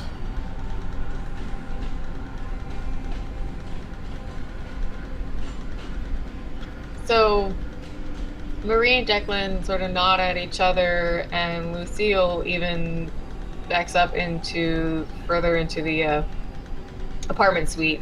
And Declan asks you, "Do you think you can follow up on this? I'd rather not make an appearance myself. I feel that it might be more concerning if Avery sees me than potentially a younger face." Declan, I have to be honest with you. I think you may be taking the wrong course on this. What do you mean? I will bring you, and only you, Avery, unharmed, and with the promise of his life. Hear what he has to say, and then make your decision. For Lucille's statement about Masquerade breaches and, past misfortunes, there's no evidence to that. And I don't know this Lucille. I'm sure you have a better relationship with her than I do, obviously. He reacts a little shakily and says, "Yes, no, that's fine. As long as you can bring him in, that's all that's important at this point." Do you have a direct number I could reach you? Yes, of course. And he walks over to you and waits for you to pull out your cell phone, gives you the direct number to his. Declan, I have your word that he won't be harmed until you make a decision. He nods excitedly. Yes, of course. The Bloodhunt is set, but I will at least honor seeing him first. Excellent. Thank you so much for your time, Prince. Of course. I will go and retrieve our friend, and I will send you a proper place to meet. All right, and at this point, let's follow up with And I get another Deckard text. and friends. Yeah. Oh, okay, fine. I see your point. I'll help you out. I'll help you, and I'll owe you the debt. It sounds like a good plan. You better not fuck me on this, sunshine. No, don't plan on that. I don't plan on that. I don't plan on you fucking me either. So, but what we'll do is we can go. I seen it in my mind. I seen it in my head. I know he's at the Fairmount Park. That's where I met him before, and I think he's waiting for me to bring him the mouth. But I don't know about this mouth, but I'll help you. But I don't know what I'm gonna do. I'm gonna show up there. I was told to show up there and give him the amulet. I don't have the amulet, so. But I think he wants to see me. Well, just let him believe that you have the amulet, and then we'll bring him to a safe spot, and then question him there. All right, that's a good plan, I think. No, not I think. I know. I don't know. That's why I'm doing the thinking for you. Don't know. People are good at that. Okay. Do you want to take the sewers, or do you want to? I don't see you walking around the street, right? Then they just laughed. Yeah, let's just have Deckard just walk down the street. We have another clanist here, do we? I see how it is, you kind, and your aligned jaws and your perfect teeth. No, it's not like that. I don't give a shit what you look like. I think you're an alright fella. But still, I'm just saying you shouldn't be walking around on the fucking street, bro. Alright, let's take the sewers. It's quicker that way. I don't know who the fuck I am. I got a map, but I still can't find my ass. Well, just tell us where to go and we can lead you there. Fairmount Park! You fuck! Alright then, let's go! And I will make sure that I have the coin in my pocket. And, I'll ask Benedict, like, do we have any, I don't know, weaponry? Because I'm looking for a fight here. Oh no! You said you wasn't gonna hurt the Avery. That was the whole fucking deal. I'm not talking about Avery. I'm talking about the one you texted. Oh, fuck that guy. Exactly. That's why I'm bringing the weapons. Let's do it. What kind do you want? I don't know. Do we have a flamethrower or like a bastard sword or you know those buster swords? I hear they're pretty big. I could probably carry one of those. I broke down a vault door, Benedict. Benedict scratches at his chin and thinks, flamethrower. I think we did have one of those at some point. Where the fuck did I put that thing? Just come here, come on. I think we have most of them in that one closet in the back that we made out of, you know, that little hole in the wall. So Benedict leads Deckard over to a little hole in the wall. He opens a door that's been, really just sort of like pushed there. There's no hinges or anything. It just sort of like opens it and it falls over. And inside the dugout closet wall, there's a couple weapons. Most of them look like really old, rotted, you know, daggers and things. Nothing that would be really solid. But there's an old Desert Eagle and some kind of large katana type item that looks like it's, you know, still in decent shape. I'm sorry for asking this. I have melee. Would that work for a sword? Yep. Oh, beautiful. Probably okay. More fighting. Melee is anything solid hold. Oh, beautiful. Okay. Well, I don't know how to use this thing. And I'll carry the gun and like throw it to Benedict. But I'll. Oh, but this sword here. Oh, yes. What are you, a fucking samurai? I will demonstrate my melee-ness to Benedict, just to show him how badass I really am. You're gonna fight Benedict? No, I'm just gonna like swing it in the air, like okay. You know, like a samurai, Right.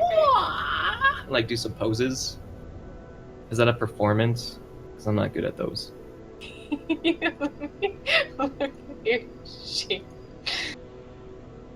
I have melee. You do. You've got 3 in melee, so I'll give you, if you actually want to even roll, just roll 3 for melee against 3, and just to show off if you want to. Ooh. Oh wait, I did it wrong. I did the wrong way, but I got a, you know what I mean. I mean, you got it. Yeah, we counted. Okay. Yeah, okay. So you got 3 successes. So you look relatively impressive holding the katana and swinging it around, and Benedict even kind of like nods, like, oh, if you could do that while you're doing anything else, you might be worthwhile down here. No. Okay, let's go carve up some faces. So you already did that. No, not the faces I'm thinking of, sir. I hope a certain nerd is there. What the hell? The one with the kitty last night. The one playing with the pussies. You know the one? Oh, yeah. I'm dead so bad. You want him dead? I've been dreaming of him. I've been writing his name on the walls of the sewers. I can't get him out of my head. You sound like the Malkavian now. Oh, don't remind me. Well, let's get the hell out of here. It sinks. I wanna tell my new ghoul, Ada. Is she like unconscious? Does it take a while for the ghoulification? Well, she's just unconscious because she was full of heroin. You drained some from her and also gave you some of her. So it's still pretty early in the night. She hasn't woken up just yet. Just be like, sleep well, my princess. I'll be back for you. Okay, so Connor and Deckard are about to head off. Let's visit Roland again. Roland is with Devin, and they're heading towards the park in hopeful search of a couple gangrel that Devin knows about.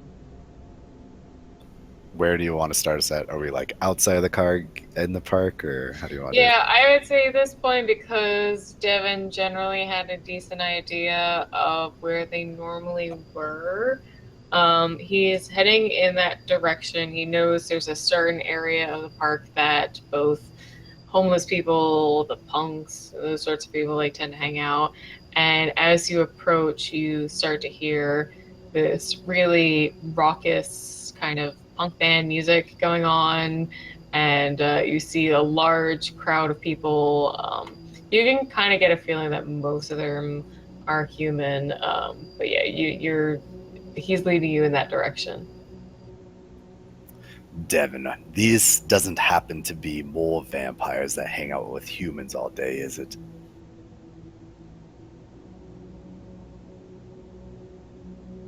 Sorry, was that? Devin, these aren't more vampires that hang out with humans all day, are they?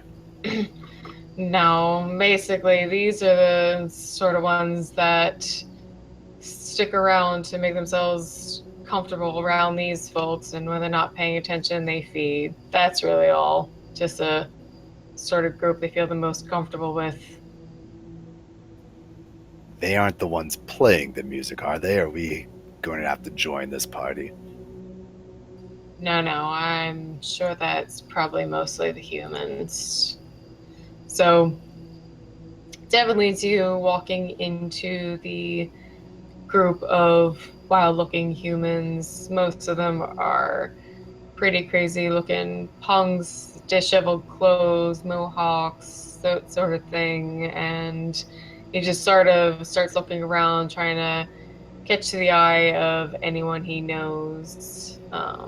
Eventually, he spots one girl and a younger guy both sitting together off on the side, and nods to you to walk over to them. Alright, I'll walk over to him. So these were the two that were they know information about somebody who was blood hunted, correct? Earlier, yeah, it was Devin believed that the two gangrel he knows about that tend to hang out in the park, which are the ones he just found, he thinks they might know something about the one who attacked the zoo. And what's the name of do we know the name of the person who attacked the zoo? Not at the moment. So Devin walks you up to the two of them, and it's this rather disheveled young-looking woman, maybe 19 to early 20s. Same for the guy, and nods at them and says, "This is Jordan and Kenzie. How are you two tonight?" They just nod, don't really respond, look at you, kind of look at you up and down. That's about all. I think you two might have some information that I need. The young girl sort of looks at you and says, "Why would that be?" I'm looking for a select few people, and I think someone from your clan might be of some interest to me. Is this the best place to talk, or should we find something a little bit more quiet? Kenzie looks over at Jordan and stands up, but still looks at you a little cautiously and nods in a direction further into the woods away from the loud, raucous punk music and says, "Yeah, fine, over here, come on." So Devin and you walk over? Correct. As you get further away from the obviously more human group, Kenzie and Jordan sort of just look you up and down. What do you want? I heard you might know of someone who is being currently blood hunted. Is that true? There's always Kendra being blood hunted. Who are you talking about? Someone who might have attacked a zoo, maybe let some of the animals out and maybe done some destruction, broken the masquerade. Kenzie shifts herself a little bit and leans against a tree that's nearby. Says, yeah, we might have heard about someone like that. What do you want with them? Let me start off by saying I wish no ill harm toward the person. I want to set them free. I want there to be no more Bloodhunts. And I feel like they might be someone motivated for the same kind of revolution that I am.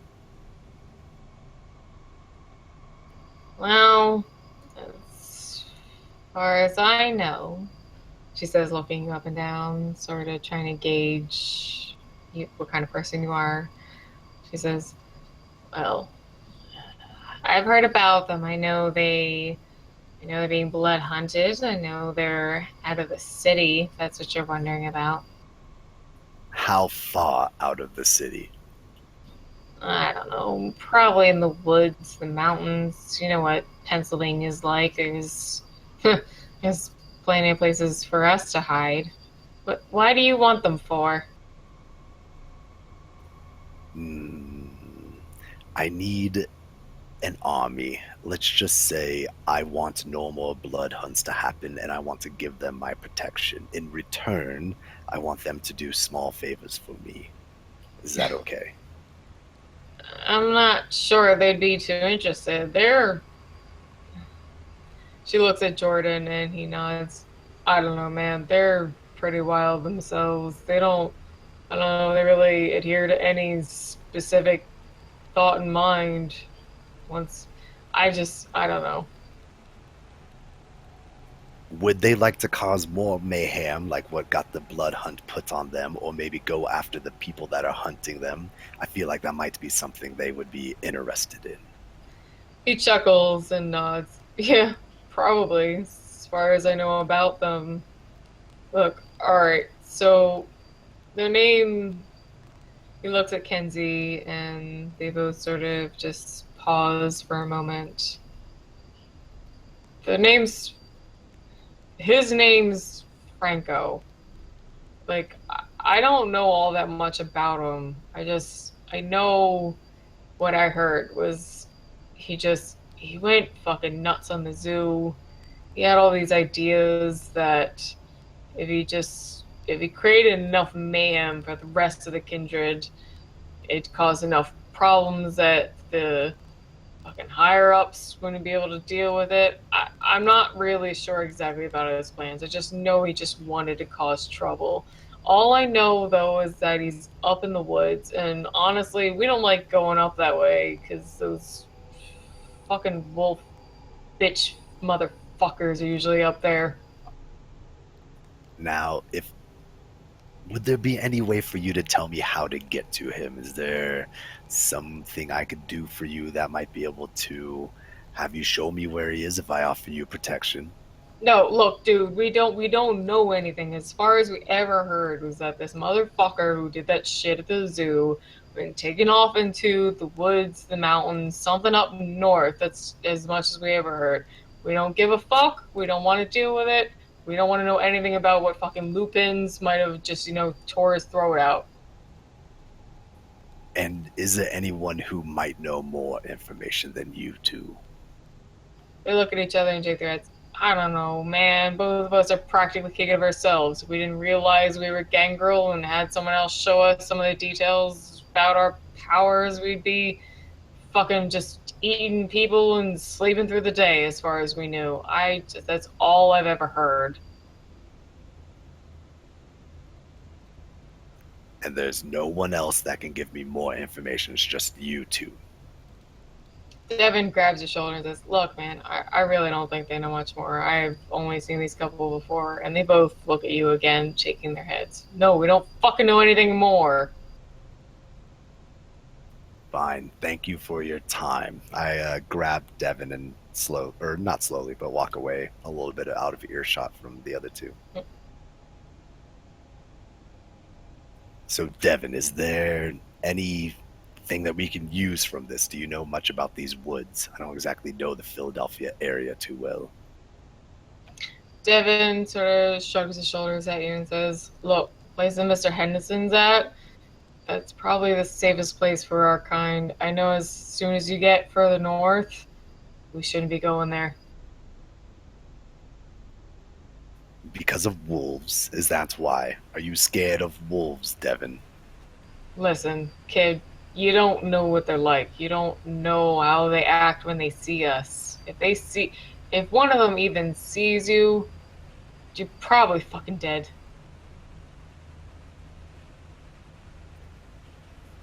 I think I might take my chances, Devin, but maybe we'll hold on to that for a little bit longer. Puts his hands up, like sort of defeated, like, yeah, no, I understand. I'm just saying, you really don't want to go too far north. There's an area that's still safe for us in them woods, but a little further than that, and most of us usually don't come back. And I'm gonna die tonight. It's gonna be great. I'm sorry. Or you're gonna die. One of us is gonna die. Deckard and Conor were left off. Right. No, we And left they off- were leaving towards the park. Through we the left off sewers. with Roland. Oh, true. Yeah, True. Roland was talking to the True. peoples. Roland is going to the park. Conor and Deckard are going to the park pretty much about the same time. We've got Gideon Heading to the knows about park. the place. Also heading to the park. We've got Always late to the party. Anton Headed to the park. sort of heading to the park. I actually halfway played this, but this is actually working out almost better than I expected. And Anthony Is gonna get a call to head to the park. Long, to be fair. yeah, let's just So I my told, him, drunk I text, told him I was gonna call him for backup. so my drunk Yes. text didn't Actually, fool you know, Gideon. you have Anthony's number. I didn't get the text But I yet, haven't- revolver. Oh, okay. They pretty much happened within the same, 2-minute period. It's not a long period. We can downtime it all sort of happen close together. Because Gideon was talking to Marie, Declan, and Lucille for a while.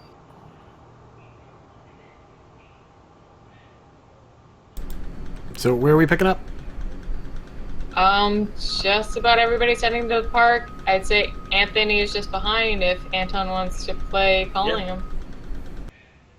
Yeah, I'll call him and let him know that, vaguely where I'm going. Like if I've got my little trail, I know basically where I'm going.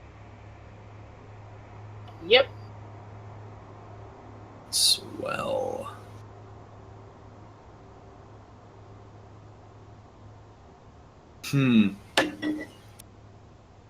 Yeah, I suppose I'll just put who looks like the most competent person there. Who's wearing the tallest hat?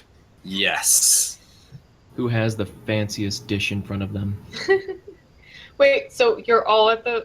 okay, I'm sorry. I thought we were going to play that Anthony was getting a call from Anton. Oh, well. Oh, yeah. Hello. If not, sure. if not, we can all be at the park. Is it time? Yes, I am headed to what was park? Fenway Park, I think you said? No, that's wrong. Fair- That's Boston. The moment I said it, I knew it was Fairmount. Yes. All right. Okay. Well, I'll be I'm- there in just a moment. I just need to take care of something real quick.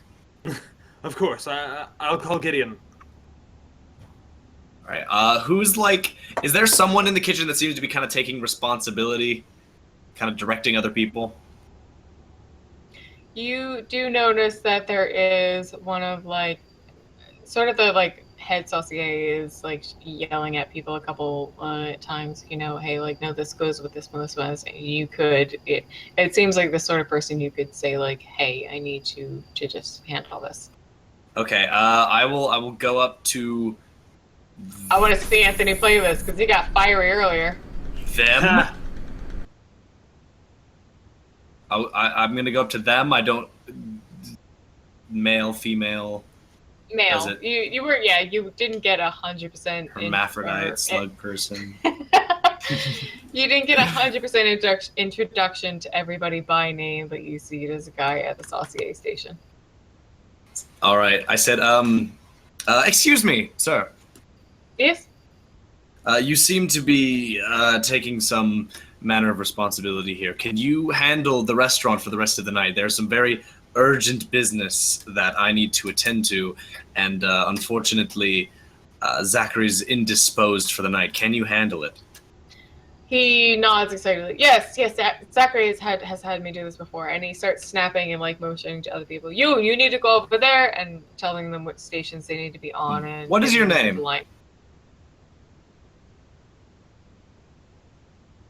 Jacob. Jacob, nice to meet you. Anthony. And with that, I will skedaddle. Okay. And I will call I will call Gideon because I told them that I would. Even though he's headed where I'm going. Hello. Did you call Anthony? Yeah, I did. Okay, that was downtime. Gotcha. No, I mean it wasn't a very long call. It didn't need to be. No, that's fine. We didn't say it out loud, so it's just like, okay. We did. Damiani, how can I help you? I'm leaving the meeting Gideon, with the prince. I am following the tracks of Avery and... Same, I'm heading to Fairmount Park. That is the vicinity that I am in. I'll meet you there. On the same page. Meet you there. Click. Click. Doesn't need to be a long call. I didn't say it, good son, but this is a story. Alright, so everybody is sort of culminating in the same area of the park. So let's start with Conor, who knows like almost more innately where he needs to head. He's heading towards this large gathering of these sort of like homeless, crust punk, street punk, gutter punk people having a large band gathering in the park. It's loud. He's just like sort of looking around for what he thinks he needs to see. Yeah, I'm moving in a fashion that's like, I'm just trying to put myself in the same mental state that I felt when I received the call. I have Deckard and did Benedict? Benedict's with us as well, right? Yes, he's obfuscated though and staying back towards the shadows. He isn't following you as directly. Of course, Deckard has to do the same, and we'll see how that works out. I will move I'll move slow, you know what I mean? So like, it's not like I'm trying to lose them in the crowd. If I move towards the crowd, I don't think I'm going to have to, but I just make sure I stay in the open, stay visible to them, you know, be easy to track and follow, and just move in a slower kind of gait than, even though on the inside I just want to hurry up and find Avery. And I'll look around and I'll look for Avery. Is really, I don't kind of give a shit like what the other people look like or anything like that. Like, I'm already familiar with his body type and the way he stands, and like, you know, I'm looking much like the figure that I met before. I'm gonna roll for Benedict on his obfuscate, because even though there's a lot of commotion going on, it's a good way to hide in the shadows of the woods. But of course, he's an Nosferatu. He looks hideous. If someone caught his eye, you know, that could be bad. So I'm gonna roll his obfuscate. You don't roll Asuke, but you can if it's being challenged. I'm just gonna roll it anyway. Do it. Do I need to roll? Yeah. So 6, and it's wits and sneak or stealth. Yes. Wits and stealth. All right. Yes. So I got 4. Nice. You got more than Benedict. He is a ninja. So Benedict, you know, like accidentally trips over a piece of trash while you're trying to stay in the shadows and makes a bit of noise, but you actually... Jesus, Benedict, what are you doing? Are you in... Shut up, Deckard, I don't want to fucking hear it from you. But they do remain fully obfuscated from anybody that would be trying to like even sort of look at them. There's a lot of noise again from the band that's playing, so it's pretty good. So Conor is looking around, right? Looking for what he thinks. Yes. Do you want me to roll like perception or Yes, awareness I or do anything? actually for a specific reason. So, one moment. Use perception and awareness. Alertness? I don't have awareness. Or do you want me to roll you can awareness? use alertness. I'm gonna give you a slight I'll just no. higher difficulty. It's fine. I can roll 5 I'm dice. I mean, I have 5 perception. Like I don't have any in you awareness. can do that. So. I was just okay. I'll give you that on 6. I was gonna say otherwise I was gonna give you a higher difficulty because of the reason that he's sort of obfuscated. But you can roll 5 and 6.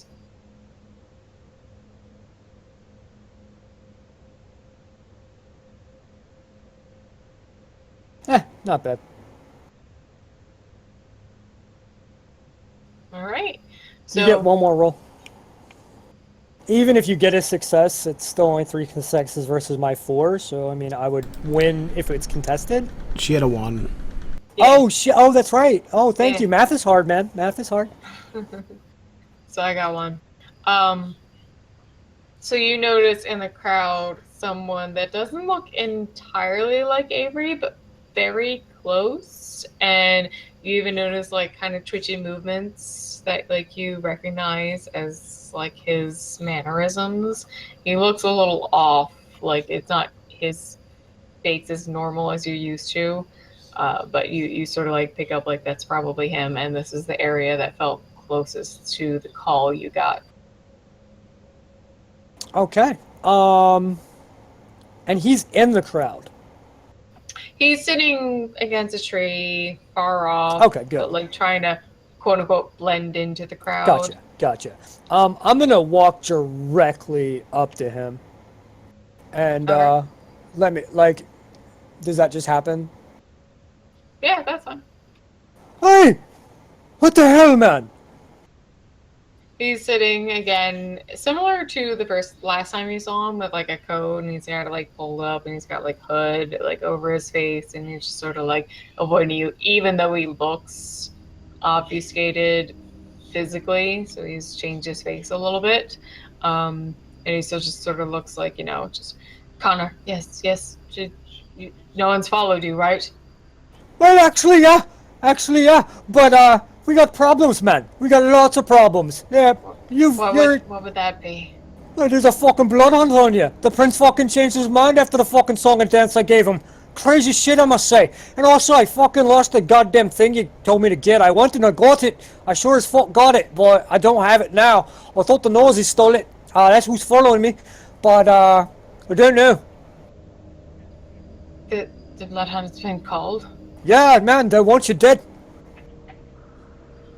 They want you to kiss the fucking sun, my man. I don't know what to do about it. I went to the Norse. They don't know. And if the Norse don't know, I don't know who knows. But you don't have any shit's more deep. information? You don't have any more information? Like what? Why change? What happened? What happened? I don't know. But if you want to come back into the woods a bit, we'll talk to the Nazis. They usually know the shit, but I don't think they know shit about shit now. Of course. So he stands up and he starts walking further away from the loud punk music that's been playing by the band and the other 20 to 20 something year olds that have been standing around. Let's see who else has been following. I had Deckard and It's Benedict pretty much with me. everybody. I don't know if anybody else has noticed him, but I had Deckard and Benedict with me. Well, we got Anton and Albert that are in the park following an actual lighted trail. Yeah. How close are they to me? Like, are they near? Did you say that they walked off or no? Now, Roland is heading to the park to see the gangrel. They are in that group, though. So I would say you might have been off on a side talking to a couple, crust bunks hanging out against the wall, and you possibly noticed Conor walking out with someone, but I would like you to roll a sort of like a perception kind of thing. Let's see. Sure. Hold on.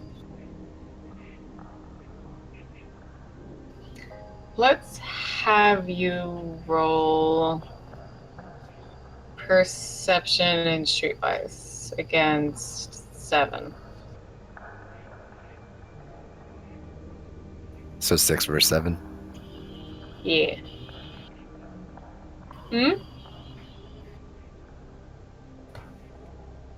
What do you mean? Right. Well, yeah, so good. Do you want me to do the next 2 rolls?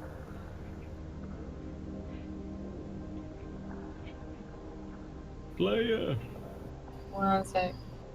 Picks out the afro and gets a shit ton of good rolls. You know, I only roll once a week, so, I mean, they might as well be good.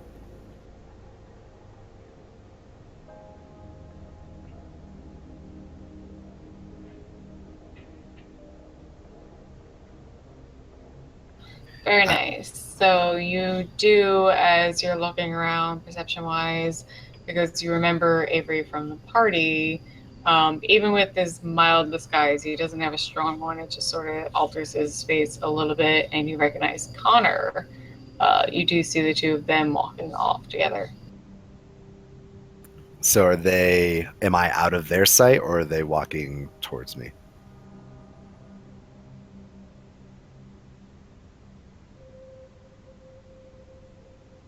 One sec.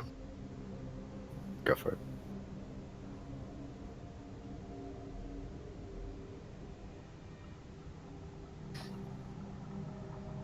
Sorry, repeat that? Am I in their eyesight, or is their back turned towards me as No, they're walking away? they were in the area that like the large group was, and they started walking into more of the wooded area. You and Devin were a little more off on the side. You used your perception and skill on that. Recognize both of them, especially Conor, more so even than Avery, and you can begin following. Yeah, I'll begin following. I mean, I'll tell Devin, whatever. Just tell him to be quiet and to follow. I think I see Avery and Conor. Yep. Should I do a sneak kind of roll just so they don't really notice me, or? Yeah, I mean, that would definitely help, because if anybody else wants to roll about being perceptive, they might be able to resist. Cool. Just normal stealth or anything else?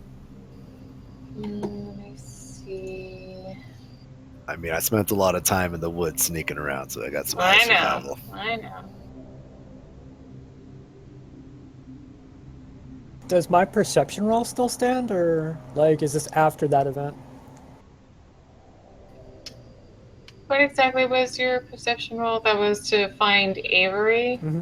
I think you guys were already walking off when Roland did his roll. Sounds fair. So if he saw you guys off on this loud, raucous situation, he would probably most likely be able to roll to like attempt to be quieter.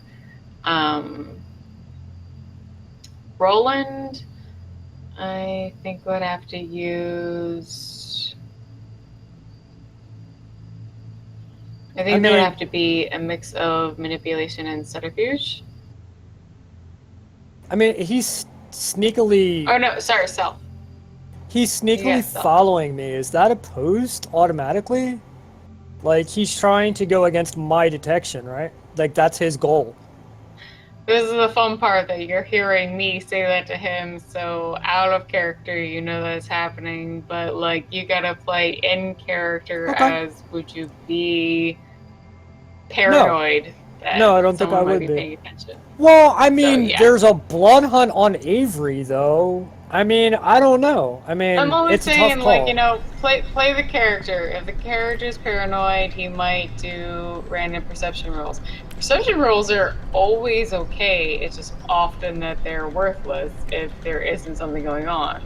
You do technically. I was just saying his action is directly against me. So I mean, I thought that I would naturally oppose that. I mean, what he's doing is he's directly trying to sneak and follow me. So I figure I would have a natural opposition. Like if I followed you in a supermarket, you know what I mean? Like you wouldn't be paranoid. I would sort of say the idea is that he's got to roll his first though, and depending on the outcome, then you get to roll.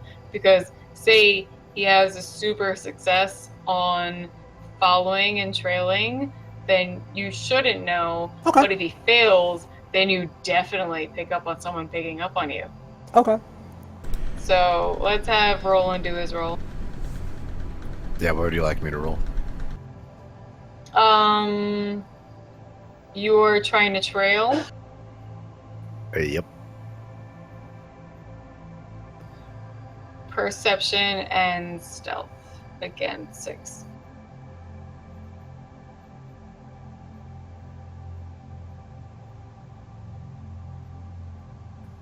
Yes.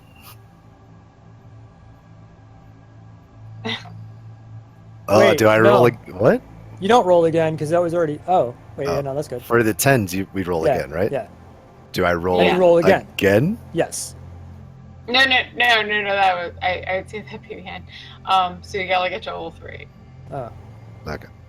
Yeah.